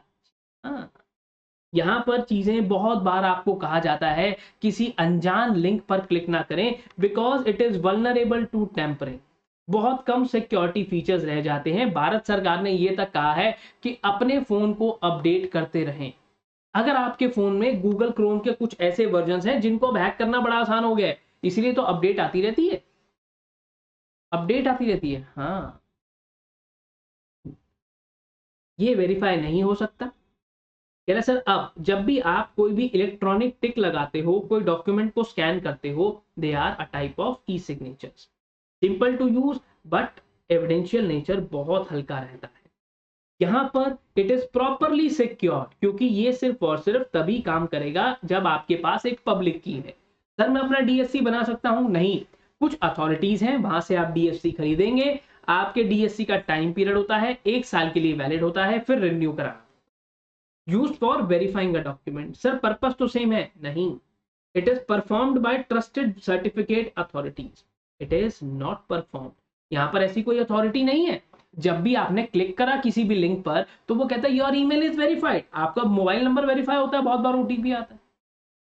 हाँ। ऐसे ही ईमेल भी वेरीफाई होता है। हाँ, it is highly secure, it is vulnerable, है ना। कैन बी वेरीफाइड, कह रहा है sir it can not be verified. Sir यहाँ कोई वेरिफिकेशन की बात ही नहीं है, कौन सा डॉक्यूमेंट किसने स्कैन कर लिया। आप किसी के यहाँ जाते हो, उसने डॉक्यूमेंट दिखाया, देख मेरे घर के पेपर, मैंने फोटो खींच ली, ओहो क्या हुआ, इलेक्ट्रॉनिक हो गया ना गड़बड़। कह रहा sir types of digital signature include Adobe and Microsoft, और यहाँ पर ज्यादा ऑथेंटिसिटी है, ज्यादा भरोसा है कि मेरा सिग्नेचर गलत यूज नहीं होगा, इसलिए डिजिटल सिग्नेचर्स को हम प्रेफर करते हैं। ठीक है सर, बात समझ में आ रही है, इंपॉर्टेंट है, मार्क कर लो। कह रहा अब एक और चीज, जब भी एक्ट ने कहा कि भाई हमारे पास इलेक्ट्रॉनिक रिकॉर्ड्स हैं, कह रहा हाँ, आपने लीगल रिकॉग्निशन दे दी किस बातों को, मैंने कहा राइटिंग में हो, टाइप रिटन फॉर्म हो। टाइप रिटन का कैसे है? जैसे लिखा हुआ है। राइटिंग में कैसे है? जैसे मैं अपनी राइटिंग में लिख रहा हूं, दिव्य मिगलानी एट CS वाला। ठीक है, ये क्या हो रहा है, कह रहा सर साफ साफ दिख रहा है आपने अपनी राइटिंग में लिखा टाइप रिटर्न, कुछ प्रिंटेड फॉर्म में है। प्रिंटेड फॉर्म में कैसे है, ये देखो, जैसे आपकी ये बुक है प्रिंटेड फॉर्म में। ये क्या है सर, मॉड्यूल है हमारा, हमारी हर क्लास तुम्हारा मॉड्यूल सामने रख के है। कभी चेक कर लेंगे दोस्तों, अभी तो ये तो सिर्फ मैं बता रहा हूँ, चीजें टाइम कम रहता है रिविजन ना, तुम सोच भी नहीं सकते हो। कह रहा अब यही सर जो आपके पास बुक है ये हमारे पास PDF में है, शाबाश, रेंडर्ड और made available in electronic form और यूजेबल फॉर सब्सिक्वेंट रेफरेंस। अब कल को आप आगे पढ़ रहे हो, आपको कुछ लिखा हुआ समझ में नहीं आता अपनी राइटिंग में या मेरी राइटिंग में, मैं आपको बताता हूं ना कि बेटा इसके आगे सेम चीज लिखी हुई है, क्योंकि मेरी हैंड राइटिंग बहुत अच्छी है। यार अच्छा, अब बहुत बार चीजें आती हैं पब्लिक रिकॉर्ड्स को लेकर, सर फिर प्राइवेट रिकॉर्ड्स भी होते होंगे। हाँ, प्राइवेट रिकॉर्ड्स देखो, आपने जब भी व्हाट्सएप चलाया तो उस पर बड़ा बड़ा लिखा आता है your chats are end to end encrypted and secured. कह रहा हाँ, इंफॉर्मेशन जब भी हम लोग बात करते हैं प्राइवेट ट्रांजेक्शन्स की, कह रहा सर वहां पर एक बंदे का साइन होता है, आपके और मेरे बीच की ट्रांजेक्शन रह गई। पब्लिक रिकॉर्ड्स क्या है, पब्लिक रिकॉर्ड्स ऐसे जैसे ROC के पास रखा हुआ रजिस्टर है, रजिस्टर्स मेंटेन्ड विद ROC। आप ROC की वेबसाइट पर जाकर कहीं भी किसी भी तरीके से चेक कर सकते हो कौन सी कंपनी बनी है, किस कंपनी की कितनी शेयर कैपिटल है, किस कंपनी ने कितना काम कर दिया है, ये सारी चीज। कह रहा है above provisions are totally for private transaction. अगर कोई भी इंसान जो भी इलेक्ट्रॉनिक सिग्नेचर्स हैं या जो भी पब्लिक रिकॉर्ड्स हैं उनको किसी भी तरीके से, कह रहा सर चेक करना है तो उसका तरीका बताता हूं। अच्छा एक बात बताओ, आपको ये पता है कि आप ROC की वेबसाइट पर जाकर, सॉरी MCA की वेबसाइट पर जाकर एक फीस पे करके किसी भी कंपनी की सारी डिटेल निकाल सकते हो, चाहे उसकी बैलेंस शीट चाहिए, प्रॉफिट एंड लॉस अकाउंट चाहिए, पूरी फाइनेंशियल स्टेटमेंट, पूरे बोर्ड मिनट, सब कुछ निकाल सकते हो सर। कह रहा ऐसा क्या, हाँ, कह रहे तो इन्होंने कहा कि सर पब्लिक रिकॉर्ड पर भी अब वो सारे रिकॉर्ड जो जनता के लिए अवेलेबल हैं उनके लिए भी लेकर आ जाओ। तो कह रहा by making analogous provisions which grants recognition to the electronic records. कह रहा सर अब क्या होगा, कोई भी फॉर्म फाइल करोगे, एप्लीकेशन फाइल करोगे, कोई और डॉक्यूमेंट फाइल करोगे विद गवर्नमेंट एजेंसी, और कभी आपको लाइसेंस परमिट ऐसा चेक करना होता है, या तो आपने पैसे भर दिए इन पर्टिकुलर मैनर, कह रहा ये सब चीजें चेक करने के लिए अपने को क्या करना है। कह रहा सर सरकार के लिए कोई दिक्कत वाली बात ही नहीं है, तुम्हारे भाई ने इसके लिए भी प्रोविजन बना दिया है। अब ये चीजें भी हम इलेक्ट्रॉनिक मोड पर ले आए हैं। आपने अगर ICSI में एग्जामिनेशन फीस भरनी है तो इंस्टीट्यूट गए थे क्या, नहीं सर, ऑनलाइन भर दी। अच्छा, आपको ड्राइविंग लाइसेंस अप्लाई करना है, क्या करोगे सर, ऑनलाइन अप्लाई कर देते हैं, टेस्ट देने के लिए वहां जाते हैं, फीस भर देते हैं, दैट्स इट। यस, कोई भी एप्लीकेशन फाइल करनी है, बच्चा कहता है मेरे को भाई नेट का पेपर देना, बच्चा कहता है मेरे को भाई सर मैं CS कर रहा हूँ, मेरे को CA भी करनी है, CMA भी करनी है, ओ दो दो चीजें साथ में करनी है, आसान होती हैं सही गाइडेंस के साथ। अगर दो साथ में करोगे तो एफर्ट इतना नहीं लगेगा, इतनी मेहनत तो पहले ही कर रहे हो, इधर पढ़ लिया तो इधर हो जाएगा, इधर पढ़ लिया तो इधर हो जाएगा, ऐसा होता है।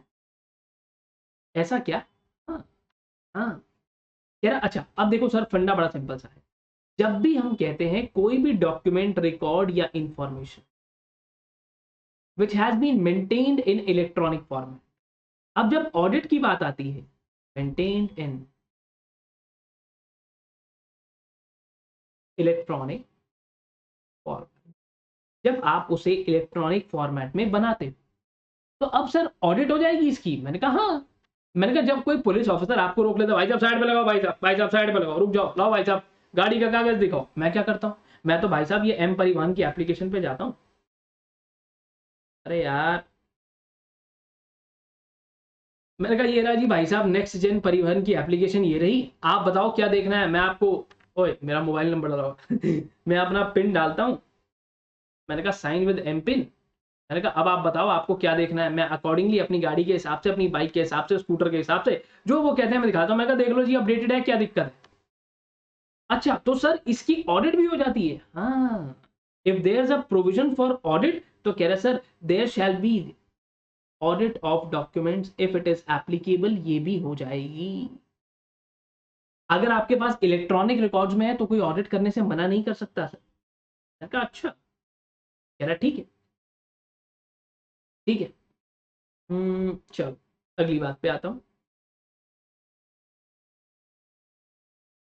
देखो, अब क्या था सर, एक और चीज, धीरे धीरे हम सब चीजों पे इलेक्ट्रॉनिक पे आ गए हैं। हमारे को फ्लिपकार्ट के बिग बिलियन डेज समझ में आते हैं, Amazon prime days, I mean prime day sale समझ में आती है सर। मैंने कहा क्या है, अब ऐसे ही आईटी एक्ट आया और इन्होंने आकर ये बात बोली 2008 के अंदर कि देखो भाई साहब, अब चाहे आप इलेक्ट्रॉनिक कॉन्ट्रैक्ट करो, इलेक्ट्रॉनिक सिग्नेचर करो, हमने धीरे धीरे चीजें बढ़ रही हैं। पहले अगर मैं कहूँ, एक जमाने में जब बैलगाड़ी हुआ करती थी तो कह रहे सर हमारे को रेड लाइट की जरूरत नहीं थी, तब सड़कें नहीं होती थी सर ढंग की। हाँ, आपके पास गाड़ियां बढ़ी, सॉरी, आपने गाड़ियां बढ़ गई, आपने क्या करा सर, हमने रेड लाइट लगा दी, हमने ट्रैफिक रूल्स बना दिए। तो सरकार ने कहा भाई ऐसे ही धीरे धीरे इलेक्ट्रॉनिक सिग्नेचर्स बढ़ते गए, इलेक्ट्रॉनिक कॉन्ट्रैक्ट बढ़ते गए, और हमारे को अब अकॉर्डिंगली इलेक्ट्रॉनिक शॉपिंग भी बढ़ रही है सर, है ना। आप ऑनलाइन शॉपिंग कर लेते हो, घर मंगा लेते हो, पसंद नहीं आया वापस कर देते हो। कह रहा हाँ, क्या अब जब भी आपका कोई भी कॉन्ट्रैक्ट बनता है तो बेटा जल्दी से आ जाओ, जिन्होंने इंडियन कॉन्ट्रैक्ट एक्ट की वीडियो नहीं देखी तो आप देखते हो, there is offer plus acceptance is equal to promise, revocation of promise, sorry, revocation of offer, revocation of acceptance plus consideration। ठीक है, इज इक्वल टू एग्रीमेंट। इसके साथ में आ जाती है लीगल एनफोर्सेबिलिटी। सर ये कैसे बात कर रहे हो यार, एक बंदे को आजकल मैंने देखा बहुत बढ़िया यार वो लड़का, फिर बन जाता है कॉन्ट्रैक्ट, फिर ना दो के हम चल दिए ड्यूटी पे, है ना, ना दो के हम चल दिए ड्यूटी पे। राम राम भाई सारे ने, क्या बात है, इन्फ्लुएंसर। देखो सेक्शन नंबर 10 ऑफ एक्ट ने बोला कि भाई साहब देखो, आपने तो बोला था कॉन्ट्रैक्ट बनाने के लिए ये सब लगता है, तो ये ऐसे कैसे हो गया। मैंने कहा क्या बात कर रहे हो यार, मैंने कहा आपने अमेजोन की वेबसाइट पे नहीं है क्या, उसने ऑफर दिया, मैंने एक्सेप्ट कर लिया, प्रॉमिस हो गया, वो कह रहा तब तक डिलीवर कर दूंगा, मैंने कंसिडरेशन पेमेंट कर दी, हो गया कॉन्ट्रैक्ट, बन गया एग्रीमेंट, घर पे डिलीवर हो गया सामान, क्या दिक्कत है। कह रहा अच्छा, कह रहा ये सब कब हुआ, प्रपोजल, ऑफर, एक्सेप्टेंस। कह रहा सर देखो पहली बार, कह रहा आप ऐसा नहीं कह सकते कि क्योंकि कॉन्ट्रैक्ट इलेक्ट्रॉनिक फॉर्म में हुआ है तो आप ये, आपका ये कॉन्ट्रैक्ट क्या है, स्ट्रेट अवे बेकार है। कह रहा ऐसा बिल्कुल भी नहीं होगा, ऐसा बिल्कुल नहीं होगा। कह रहा ऐसा बिल्कुल नहीं होगा, कतई नहीं होगा। मैंने कहा ठीक है, ठीक है। कह रहा अब एक बात को और समझो कह रहा दो पार्टीज यहां पर निकल आएंगी, एक निकल कर आएगा कि आपने कोई इलेक्ट्रॉनिक रिकॉर्ड बनाया। मैंने कहा हाँ, चलो ठीक है, कहते हैं हमने एक रजिस्टर बनाया, ठीक है। अब ये रजिस्टर को लेकर एक मेकर होगा, या मैं कहता हूं आपको कोई ईमेल आया, उस ईमेल के अंदर क्या है, कोई भी एक ऑफर है to do a particular job, आपको जॉब करनी है भाई, उसके लिए आपको एक ईमेल आ जाता है, तो आपको ईमेल आया, आप हो एक मेकर। मैंने कहा ठीक है, ठीक है। कह रहा अब क्या हुआ, तो अब आपने एक पर्टिकुलर, मैं कहता हूं ई रिकॉर्ड बना दिया, सर इलेक्ट्रॉनिक रिकॉर्ड बना दिया। हाँ, हाँ बिल्कुल, आपने इलेक्ट्रॉनिक रिकॉर्ड बना दिया, आप क्या करें उसका, आपने कभी ईमेल वगैरह कुछ भेजा है किसी को, या कोई प्रोडक्ट हो ऐसा इलेक्ट्रॉनिक प्रोडक्ट, तो आप क्या करते हो, उस ई रिकॉर्ड के अंदर कुछ एट्रीब्यूट्स डालते हो।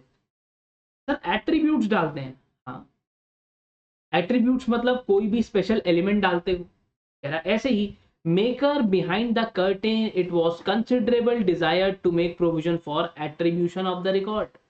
कह रहा और इट इज स्ट्रेट अवे, ये आपके पास एक मेकर है and it straight away belongs to the originator, कि जहां से चला था सर वहां से ओरिजिनेटर को बिलोंग करता है। कह रहा ठीक है सर, ओके, आगे चलते हैं, छोटी सी बात पे अब आगे आते हैं। कह रहा अब आपके पास कभी भी कोई ईमेल आया, कोई मैसेज आया, मैंने कहा हाँ, कह रहा अब आप उस चीज को एक्नॉलेज करते हो। व्हाट्सएप पे आपने देखा होगा, कोई भी चीज आती है आपके पास, डबल टिक हो जाता है, ब्लू टिक हो जाता है, हाँ वो डबल हो जाता है सर, ब्लू हो जाता है, ईमेल आपके पास पहुंचता है, सामने वाले को पता चल जाता है, हाँ पता चल जाता है सर, पता चल जाता है सामने वाले को, यस। कह रहे सर ऐसे ही एक और फंडे को समझो, सामने वाले को पता चल जाता है, अगर ईमेल नहीं पहुंचा तो मेल डिलीवरी सिस्टम फेलियर, इसका एक ईमेल आपको आ जाता है। कह रहा हाँ ऐसा भी आ जाता है। कह रहा अब एक्ट ने ये बोला अगर कोई भी एक्नॉलेजमेंट नहीं आती है तो क्या करें सर। कह रहा एक्नॉलेजमेंट आपको देनी पड़ सकती है। एक्नॉलेजमेंट में be given by the communication of the addressee. जो इंसान रिसीवर है वो क्या कर सकता है, वो आपको एक्नॉलेजमेंट दे सकता है कि भाई मेरे को आपका मैसेज मिल गया था, मेरे को आपके रिकॉर्ड्स मिल गए थे, मेरे को आपका भेजा हुआ सामान मिल गया। ठीक है, कह रहा या तो फिर कंडक्ट ऑफ एड्रेसी। एड्रेसी कौन है, रिसीवर। वो इस तरीके से था कि ओरिजिनेटर को अपने आप ही समझ में आ गया भाई इसको मैसेज मिल गया है, इसको इलेक्ट्रॉनिक रिकॉर्ड मिल गया है। ठीक है, आपके पास इलेक्ट्रॉनिक रिकॉर्ड आता है, आप उस पर साइन करना शुरू कर देते हो, आप उसको मार्क करना शुरू कर देते हो, आप उसको यूज करना शुरू कर देते हो, तो sir that is sufficient to prove कि भाई काम हो गया है, ये काम पूरा हो गया है।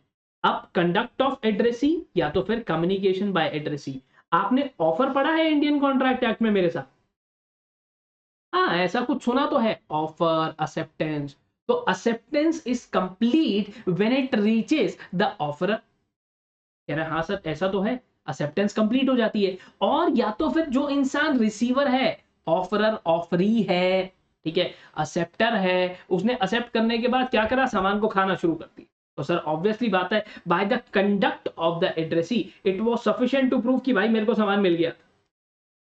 ठीक है, कह रहा अब एक और चीज, अगर हम लोग लॉ ऑफ कॉन्ट्रैक्ट की बात करें तो हमेशा से ही जो डेट ऑफ ऑफर है and the date of acceptance है, ये हमेशा से क्रूशियल रहेगी सर, ये बहुत जरूरी है। कोई भी कॉन्ट्रैक्ट एग्जिस्टेंस में आया है नहीं आया कैसे पता चलता है, कह रहा sir offer plus acceptance is equal to promise plus consideration. कह रहा तो यही तो पता लगाना है कि कब ऑफर दिया और कब वो एक्सेप्ट हो गया। मैंने कहा अच्छा ऐसा क्या, कह रहा हाँ यही पता लगाना है सर।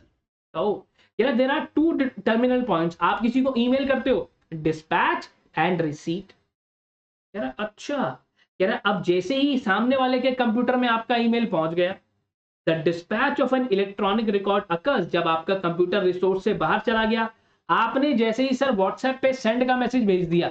अब तो खैर डिलीट का फीचर आ गया है, मैं मानता हूं डिलीट का फीचर नहीं है। आपने व्हाट्सएप मैसेज करा, ओके कर दिया, भेज दिया किसी को, ठीक है, आपने जैसे ही ओके करा सर, अब आपके कंट्रोल के बाहर है, आप उसे रोक नहीं सकते, अब वो निकल गया। सर जाके डिलीट कर सकता हूं मैं? अच्छा मैं कहता हूं ईमेल है, आपने एक इंसान को एक ईमेल भेज दिया, जैसे ही आपके कंप्यूटर के बाहर निकला, अब आपके कंट्रोल के बाहर है सर। सर मेरे कंट्रोल के बाहर है अब वो, अब आप कुछ नहीं कर सकते सर। ओह, तो दैट मींस आपके एंड से डिस्पैच हो चुका है। Dispatch occurs when it enters the computer source outside your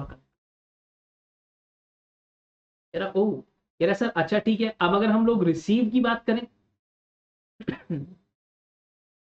time of receipt की बात करें, किसी इलेक्ट्रॉनिक रिकॉर्ड को आपने सामने वाले को ईमेल भेजा, सर इतना होता है क्या, इतना कानून लगा होता है बीच में? बेटा कानून नहीं लगा होगा तो कोई किसी को कुछ भी ईमेल भेज देगा।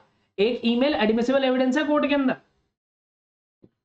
यार देखो, अगर आपके पास जब आपने इलेक्ट्रॉनिक रिकॉर्ड सामने वाले को भेजा, तो या तो ये बातें होंगी कि सामने वाले बंदे के पास कंप्यूटर सोर्स है, हाँ कंप्यूटर रिसोर्स है। कंप्यूटर रिसोर्स है मेरा मतलब है कोई भी ऐसी चीज जहां पर आप ईमेल रिसीव कर सकते हो, आप अपने फोन में भी कर सकते हो। अच्छा, कह रहा अब आपने कंप्यूटर रिसोर्स को पहुंचा, भेजा, मैंने कहा हाँ। कह रहा यहां पर क्या होता है, इसके कंप्यूटर रिसोर्स के अंदर जैसे ही इलेक्ट्रॉनिक रिकॉर्ड एंटर कर जाएगा तो रिसीव हो गया।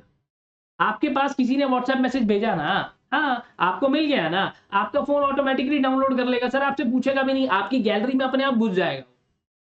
हाँ, कंप्यूटर में भी ऐसा होता है, ईमेल आया, क्लिक करोगे अपने आप ही सब चलता जाएगा, फोटो आ जाएगी, कंटेंट आ जाएगा, ऑटोमेटिकली आपकी गैलरी में सेव हो गया, आपकी गूगल ड्राइव पे। कह रहा अच्छा, कह रहा अब एक और चीज, कह रहा आपको एड्रेसी का रिसोर्स ही नहीं पता, तो अब रिसीट कब होगी, कह रहा जब आपका इलेक्ट्रॉनिक रिकॉर्ड रिट्रीव कर लिया जाएगा तब।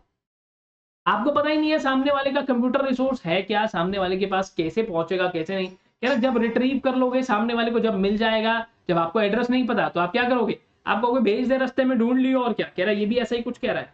It is sent to a computer resource of the addressee which is not a designated resource.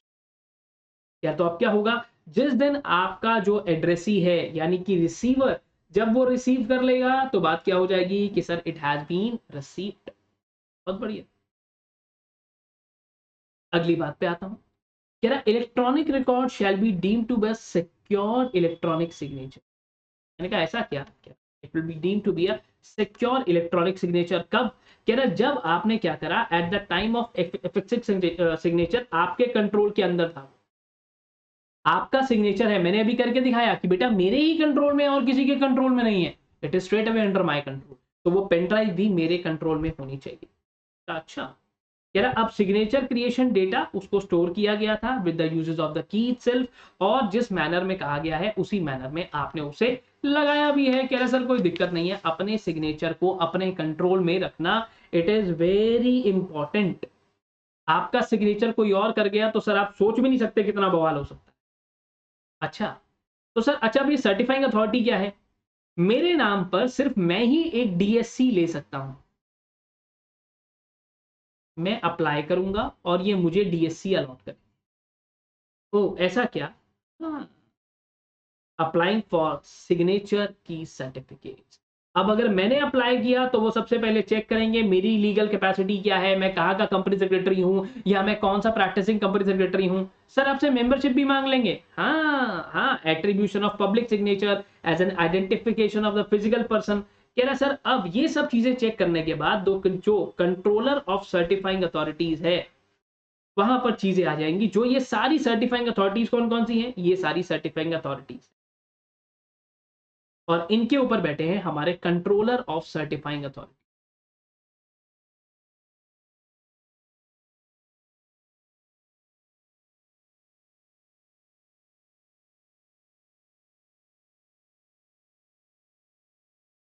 ऐसा क्या?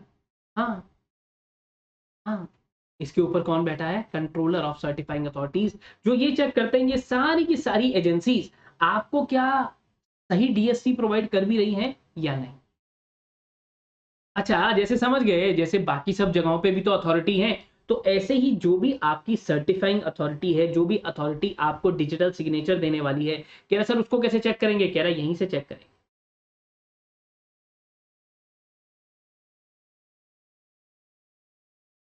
aims at promoting growth of e-commerce and e-governance through the wide use of digital signature।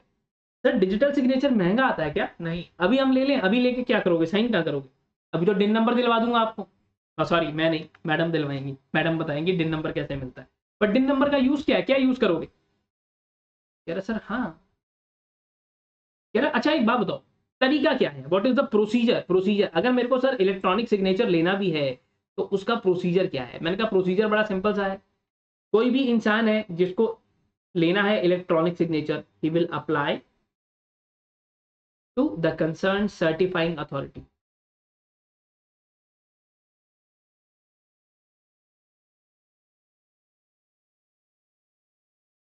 ऐसा क्या? हाँ, for issue of electronic signature. ठीक है sir, बहुत बढ़िया। अब यहां पर प्लस साथ में जो भी फीस आपकी लगती है वो फीस आप देंगे। कभी मौका मिलेगा तो असल में अप्लाई करके दिखाऊंगा, बट थोड़ा उसमें यार वो अकॉर्डिंगली। अब इसके साथ साथ प्लस सर्टिफिकेशन प्रैक्टिस स्टेटमेंट, कि सर आप कौन हो, थोड़ी सी स्टेटमेंट हमारे को बताओ। आप कहते हो मैं एक प्रैक्टिसिंग कंपनी सेक्रेटरी हूँ, प्रैक्टिसिंग चार्टर्ड अकाउंटेंट हूँ, उसका सर्टिफिकेट लगाओ, मेंबरशिप नंबर डालो, छुट्टी। ऐसा क्या? हाँ। अब यहाँ पर आपकी अथॉरिटी पे एप्लीकेशन जाती है, दे विल कंसिडर, वो आपकी एप्लीकेशन को कंसिडर करते हैं, देखते हैं, और उसके बाद straight away they will grant the electronic signature.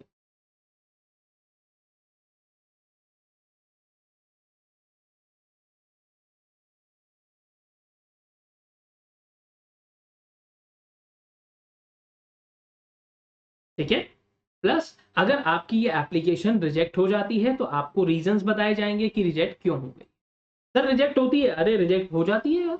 आपको बस, वैसे तो देखो लोगों को तरीका नहीं पता है, वैसे तो अथॉरिटी है रिजेक्ट नहीं करती। आपके पास जो बीच में सर्टिफाइंग अथॉरिटीज है ना, ये अपने आप ये they are very cooperative people. यार अब सर्टिफाइंग अथॉरिटी ने जब भी आपको कोई डिजिटल सिग्नेचर सर्टिफिकेट इशू कर दिया तो सर उसको सस्पेंड भी किया जा सकता है, जैसे सिंघम को सस्पेंड कर दिया था। कह रहे भाई बाहर निकल, तू बाहर निकल। कह रहा हाँ, कह रहा अगर उनके पास कोई रिक्वेस्ट आती है कि सब्सक्राइबर ने डीलिस्ट कर दिया है अपना डीएससी, या तो फिर जो भी इंसान जिसको सब्सक्राइबर ने अपने एंड पर ऑथोराइज किया था, अब भाई बहुत बड़े बड़े लोग हैं जो खुद रिक्वेस्ट नहीं डालते, क्या करते हैं, उनके पास कोई बंदा है हु इज ड्यूली ऑथोराइज, जैसे इन केस ऑफ कंपनी खुद रिक्वेस्ट डालती है, कंपनी के नाम पर डीएससी होता भी नहीं है, अगर मैं कोई मैनेजिंग डायरेक्टर हूं तो मैं नहीं रिक्वेस्ट डालूंगा, मेरे यहाँ पर बैठे हुए लोग मेरे लिए रिक्वेस्ट डाल देंगे। ओ, तो आपने रिक्वेस्ट डाल दी कि भाई इसको सस्पेंड कर दो, हमें डीएससी नहीं चाहिए, या तो फिर अब सीधा सीधा पब्लिक इंटरेस्ट में ऐसा लगता है कि इसका डीएससी सस्पेंड हो जाना चाहिए, जैसे इंडिया से भागे हुए बहुत सारे फ्यूजिटिव इकोनॉमिक ऑफेंडर्स हैं, विजय माल्या, मेहुल चौकसी, नीरव मोदी, इतने सारे हैं सर, क्या करेंगे इनका? मैंने कहा सबके डीएससी कैंसिल करो, कोई कॉन्ट्रैक्ट नहीं होगा इनसे। कह रहा अब रिवोक भी हो सकता है, मैंने कहा हाँ रिवोक भी हो सकता है। कह रहा अब या तो आपने रिक्वेस्ट डाल दी हो, या तो बंदा ही मर गया हो बेचारा, या तो फर्म डिसॉल्व हो गई हो, या कंपनी बंद हो गई। कह रहा इन सारी सिचुएशन के अंदर रिवोक भी हो सकता है। अच्छा ऐसा क्या? कह रहा हाँ। कह रहा सर क्या दिक्कत है? रेवोकेशन भी हो जाती है। ओके। कह रहा एक और चीज बताऊं, कह रहा आपकी जो प्राइवेट की है, मैंने कहा हाँ। कह रहा आपके पास प्राइवेट की का क्या मतलब है? मैंने कहा पासवर्ड। अब यार जैसे अगर मैं आपको एक चीज दिखाऊं, ये मेरा फोन है, ठीक है, अगर मैं इसमें नेट बैंकिंग को एक्सेस करने की कोशिश करता हूं, ये रहा एक्सिस बैंक की एप्लीकेशन, ठीक है, थोड़ा सा ध्यान से देखेंगे, क्या ये एप्लीकेशन ओपन हो रही है? मैं कहता हूं चलो लॉगिन पे क्लिक करा मैंने, कह रहा फिंगरप्रिंट डालो, मैंने कहा फिंगरप्रिंट नहीं है, कैंसिल। कह रहा पासवर्ड डाल, देखो आपको दिख रहा है कुछ ऐसा पासवर्ड जैसा मांग रहा है? नहीं दिख रहा सर, नहीं दिख रहा, कोई बात नहीं, मैं बता देता हूं। ऐसे ही जो भी इंसान हमेशा से ही अपनी प्राइवेट की का बहुत ध्यान रखेगा, और ये प्राइवेट की पब्लिक की से डीएससी के जो वेबसाइट है उससे मैच होती है, तो ही आप साइन कर पाते हैं।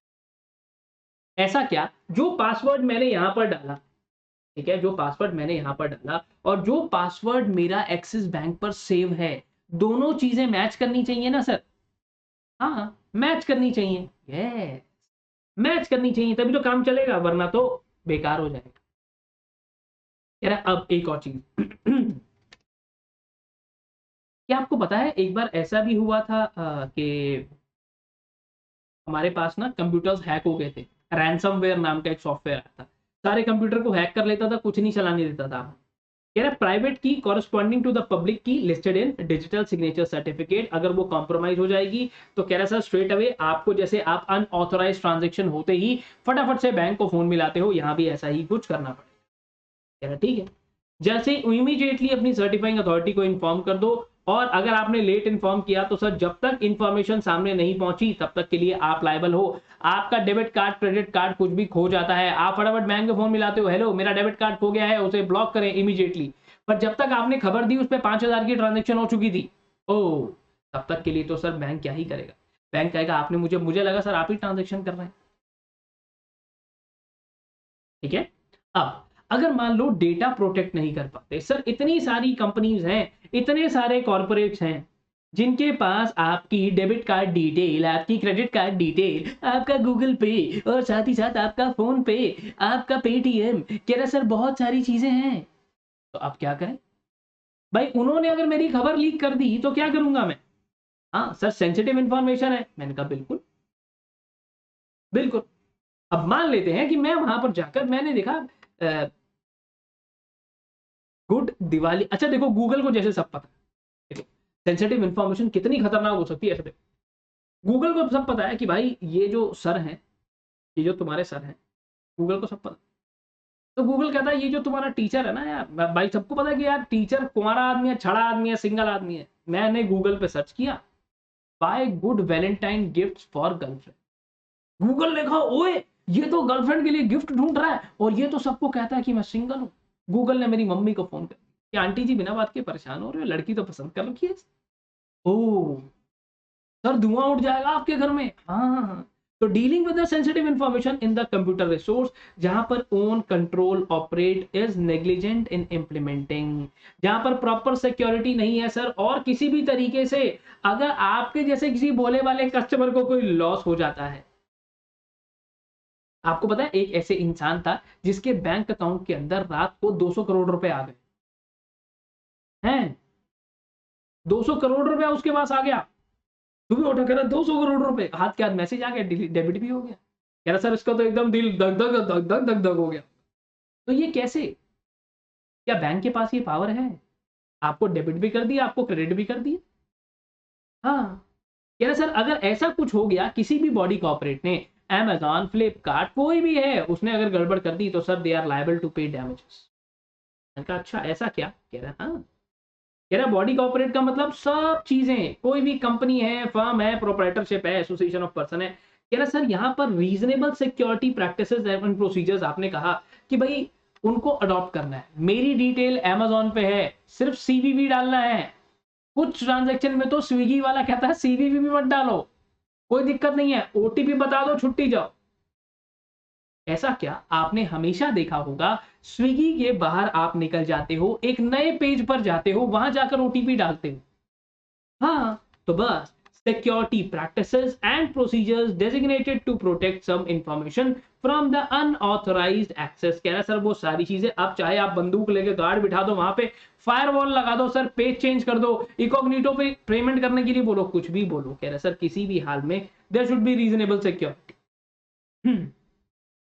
कह रहा ये पर्सनल इंफॉर्मेशन क्या होती है? कह रहा जो भी सरकार ने बोल दिया हो कि सेंसिटिव पर्सनल इंफॉर्मेशन है, वो पर्सनल इंफॉर्मेशन है सर। कह रहा हमने ना सर एक एपेलेट ट्रिब्यूनल बनाया। अच्छा, कह रहा आपने एपेलेट ट्रिब्यूनल बना दिया? मैंने कहा बिल्कुल। काय के लिए सर? ताकि telecom dispute settlement and appellate tribunal हमने टेलीकॉम रेगुलेटरी अथॉरिटी में बनाया था, और स्ट्रेट अवे इस एक्ट के लिए वही एपेलेट ट्रिब्यूनल का काम करे। अच्छा ऐसा क्या? हाँ हाँ हाँ, अब हर जगह एनसीएलटी एनसीएलटी तो नहीं आ सकता ना, तो इन्हीं को पावर दे दी। ठीक है, ठीक है। अकॉर्डिंगली कंपाउंडिंग के प्रोविजंस भी हैं यहाँ पर, और बाकी चीजें भी हैं, पर जो जरूरी है वही बता रहा हूं बस। अगर कोई भी इंसान sir controller of certifying authorities से परेशान होता है, तो वो अपील फाइल कर सकता है एपेलेट ट्रिब्यूनल के पास विद इन 45 डेज। कह रहे सर एपेलेट ट्रिब्यूनल से परेशान हो गए, any person aggrieved by decision of appellate tribunal में file an appeal to high court within 60 days. कह रहा अच्छा ऐसा क्या? और ऊपर धीरे धीरे ऊपर ऊपर ऊपर ऊपर और जा सकते हैं। कह रहा ठीक है, अगली बात पे आता हूं। कह रहा कोई भी इंसान का ये पता चल गया कि सर जिसने इस एक्ट में ऑन डिसऑनेस्टली या फ्रॉडुलेंटली कोई भी काम किया है, कह रहा he shall be punishable with imprisonment for a term which may extend to 3 years और fine which may extend to 5 lakh rupees और बोथ। सेक्शन नंबर 66, जो जरूरी पेनल्टी है मैंने सिर्फ वही बताई है। ठीक है, पेनल्टीज बहुत सारी हैं, पर जरूरी नहीं है यार सारी पेनल्टीज को इतना ध्यान में रखा जाए। कह रहा सर एक दो चीजें और बताऊं? मैंने कहा हाँ बताओ। कह रहा कंप्यूटर रिलेटेड ऑफेंसेस क्या होते हैं? जैसे हमने तो देखा है चोरी, डकैती, मर्डर, एक्सटॉर्शन, ये सब तो सर क्राइम्स हैं। इसमें क्या क्राइम्स है? मैंने कहा आपने किसी का कंप्यूटर चोरी कर लिया, कम्युनिकेशन डिवाइस से आपने सामान निकालने की कोशिश करी, थेफ्ट कर दिया। आपने कंप्यूटर रिसोर्स के अंदर चीटिंग कर दी, पर्सोनेशन से नाम बदल के किसी की प्राइवेसी में घुस गए, साइबर टेररिज्म कर दिया। आपको पता है डार्क वेब नाम की एक चीज है, अनियन ब्राउजर नाम की एक चीज है, डार्क वेब। हाँ, जितनी भी ये इलीगल डील्स हैं सारी डार्क वेब पे होती है। डार्क वेब पे जितने हथियारों की डीलें हैं वहीं पर होती है। अनियन ब्राउजर नाम की एक चीज होती है। अनियन ब्राउजर जैसे प्याज होता है, छिलके पे छिलका, छिलके पे छिलका। अगर आप आज के टाइम पे इकॉग्निटो भी यूज कर रहे हो, आपको लग रहा है कोई नहीं देख रहा, तो सर आपका वाईफाई सर्विस प्रोवाइडर आपको देख रहा है। अच्छा, जो इंटरनेट दे रहा है आपको जहां से भी, चाहे मोबाइल डेटा से, उसको पता है जिस वेबसाइट पे जा रहे हो उसको भी पता है आप कहां जा रहे हो। अच्छा, तो ये सब ऑफेंसेस हैं। ये ये सारे ऑफेंसेस हैं। किसी भी तरीके से पर्सनल डेटा की अगर मैं बात करूं, जो आप पर्सनल डेटा की बात कर रहे थे, कह रहा सर अच्छा और ऑफेंस क्या है? कह रहा देखो यार कोई भी ऐसा सेक्सुअली एक्सप्लिसिट एक्ट कर देना, उसको पब्लिश करना, ट्रांसमिट करना, बच्चों के साथ ऐसा कोई सेक्सुअली एक्सप्लिसिट एक्ट आपको देखने को मिले तो वो भी क्राइम है। उसको पब्लिश करना, फैलाना, सर मैंने देखा था, मैंने शेयर कर दिया, मैंने डाला थोड़ी, आपने फैलाया ना, वो भी क्राइम है। कॉन्फिडेंशियलिटी, प्राइवेसी, किसी की ब्रीच करना, मिस रिप्रेजेंटेशन, जो भी इंफॉर्मेशन लॉ ने मना करी है लॉफुल कॉन्ट्रैक्ट के चलते, उसको आपने फैला दिया। कोई फ्रॉडुलेंट पर्पस के लिए कोई काम कर दिया, कोई इलेक्ट्रॉनिक सिग्नेचर सर्टिफिकेट आपने फॉल्सली यूज कर दिया था, किसी और का यूज आपने कर दिया। कह रहा सर ये सारी चीजें जो हैं आपकी क्राइम्स में आती हैं। अच्छा, कह रहा सर अब एक और चीज का ध्यान रखना। कह रहा इंटरमीडियरी कभी ट्रांजेक्शन नहीं करता, कंट्रोलिंग अथॉरिटी कह रही है भाई आपने मेरे को बोला यहाँ पिन डाल दे, मैं पिन डाल दूंगा, बैंक ने मेरे को बोला कि भाई साहब आप कह रहे हो आपने पैसे गलत जगह भेज दिए, मैंने भेजे थे क्या? एक्सिस बैंक तो बोलेगा कि आपने मेरे को बोला कि छोटा भीम नाम के बंदे को 10,000 रुपए भेज दे, आपने पिन डाला, मैंने भेज दिए छोटा भीम को, अब इसमें मेरी क्या गलती है? तो कह रहा है यही तो कह रहा हूं sir, provisions of subsection 1 shall apply if the function is limited or providing access to a communication system है which is available by the third party is transmitted or temporarily stored hosted है और intermediary ने किसी भी तरीके से transaction को initiate नहीं करता। एक्सिस बैंक कभी अब आपकी साइड से ईएमआई नहीं भरेगा जब तक आप उसको ऑथोराइज नहीं करते। मेरी गाड़ी की ईएमआई 5 तारीख को डेबिट होती है। अच्छा सर, तो वो 5 तारीख को अगर ईएमआई डेबिट हो रही है मेरे दोस्त, तो ध्यान से समझना चीज को। कह रहा सर बात को समझो, 5 तारीख को अगर आप अपनी ईएमआई को डेबिट करवा रहे हो तो आपने बैंक को बोला ना कि 5 तारीख को मेरी ईएमआई काट के आईसीआईसीआई बैंक को दे दियो, तभी उसने ऐसा किया। कह रहा वो अपनी मर्जी से नहीं करता।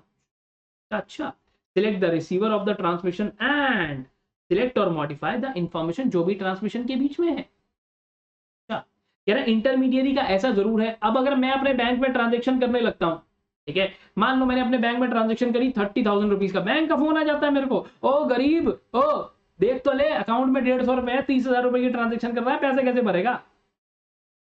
कह रहा ऐसा भी होता है सर? हाँ, करके दिखाऊं? मेरे बैंक का फोन आ जाएगा, आपके कार्ड नंबर 1234 पर there is a transaction reported of 30,000 rupees, please verify if it's you press 1। होता है ना ऐसे? तो बैंक कह रहा है मैं अपनी साइड से तो बार बार बता रहा हूं, किसी को सीवीवी नंबर ना दे, किसी को ओटीपी ना दे, किसी को एटीएम का पिन ना दे। कह रहा मैं तो अपनी साइड से शेयर कर रहा हूं। कह रहा पर एक चीज और आ गई सर, इंपॉर्टेंट। देखो, डेटा प्राइवेसी और प्रोटेक्शन बहुत जरूरी है। किसी इंसान का व्हाट्सएप आपको आज के टाइम पे हाथ लग जाए तो सर आपको सब पता लग जाए। कोई इंसान अगर किसी का फोन लेगा ना तो 2 ही चीजें देखेगा, क्या? एक उसका व्हाट्सएप, एक उसकी गैलरी। गैलरी तो सर हाइड हो जाती है, व्हाट्सएप देख लो पता चल जाए किससे लगा रहता है। मैं तो और चीज बताता हूँ, व्हाट्सएप में भी ऐसी ऐसी चीजें तुम पता लगा लोगे यार। देखो, अगर मैं कहता हूँ मैं अपना व्हाट्सएप ऑन करता हूँ, जो नीचे वो होते हैं ना इमोजीज, वो कैसे इमोजीज को यूज कर रहा है, अगर ज्यादा ही दिल दिल दिल दिल वाले इमोजीज हैं तो सबसे पहले वही है। कह रहा right to privacy sir fundamental right बन गया है under article 21 of Indian constitution. अब एक हिस्टोरिकल वर्डिक्ट आया था justice K P. Puttaswamy versus union of India. Supreme court ने ये बोला कि सर देखो हम चीजें बदल रहे हैं, हमारे पास रूल्स भी हैं, एसपीडीआई रूल बोलते हैं हम इसको। एसपीडीआई रूल क्या होता है? Security practices and procedures, security personal data information rules. अच्छा, इसका क्या करेंगे सर? फिर हमने एसपीडीआई रूल्स बनाए और हमने ये बताया कि भाई क्या क्या पर्सनल सेंसिटिव इंफॉर्मेशन हो सकती है, कि कौन सा सेंसिटिव पर्सनल डेटा है, ये कौन कौन से डेटा को हम ये बोलते हैं। Password, bank account detail, credit card details, आपकी हेल्थ इंफॉर्मेशन। आपको पता है चाइना के यहां से एक बार अटैक हुआ, एम्स का सारा सर्वर हैक करने की कोशिश करी गई कि हमारे यहाँ पे लोगों का हेल्थ डेटा कैसा है ये पता लगाने की। बायोमेट्रिक डेटा, वजन, हाइट, वाइट सर, हाँ ये सब चीजें भी इसी में आती हैं। इसके बाद अगर मैं बात करूं तो ये बायोमेट्रिक डेटा, ये सब चीजें थी। अब इन्होंने क्या करा आके, इन्होंने आकर बनाई privacy policy.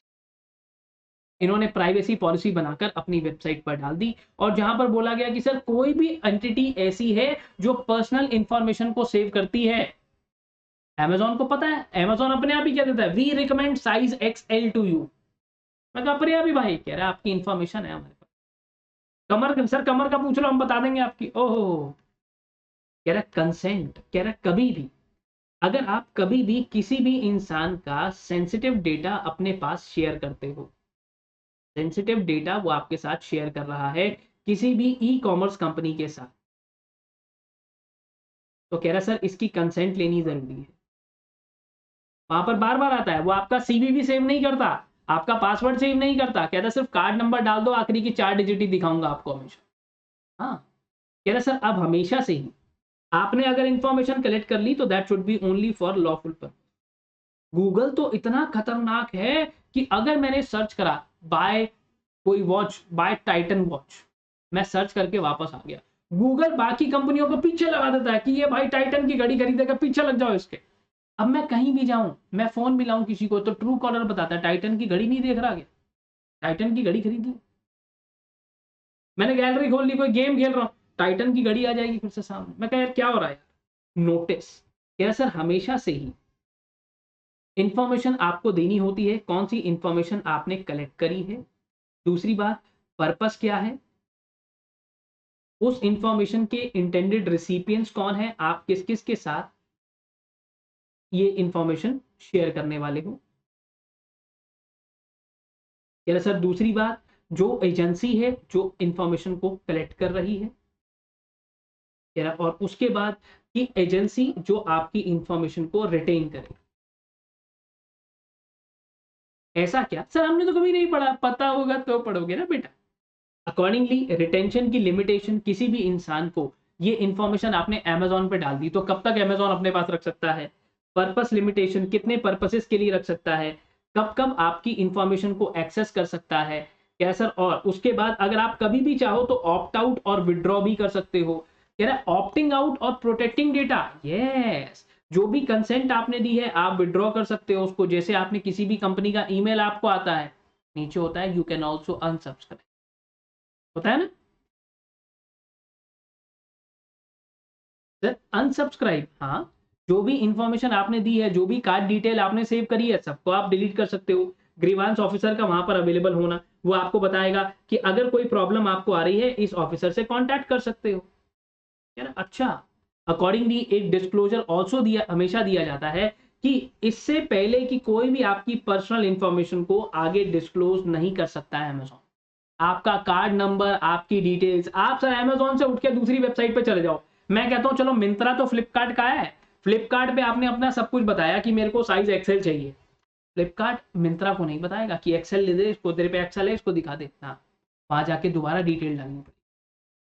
Transfer of sensitive personal data, की जो भी डेटा है इनटू अनदर जुरिसडिक्शन नहीं जाएगा, अगर जाएगा तो it will be allowed only under the performance of the lawful contract. कह रहा सर सिक्योरिटी ऑफ इंफॉर्मेशन, और जो भी इंफॉर्मेशन रहेगी वो सिक्योर एज पर ISO 27000।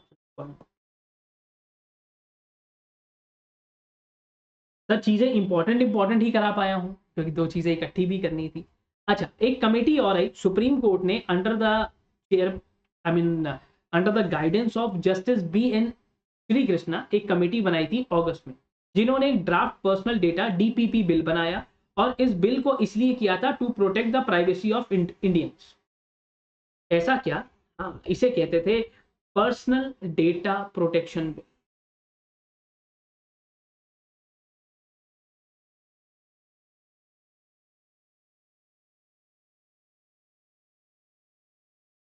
ये सरकार लेकर आई पर सरकार ने इसे वापस ले लिया और ये कहा कि हम जल्दी ही आपको एक नया बिल देंगे।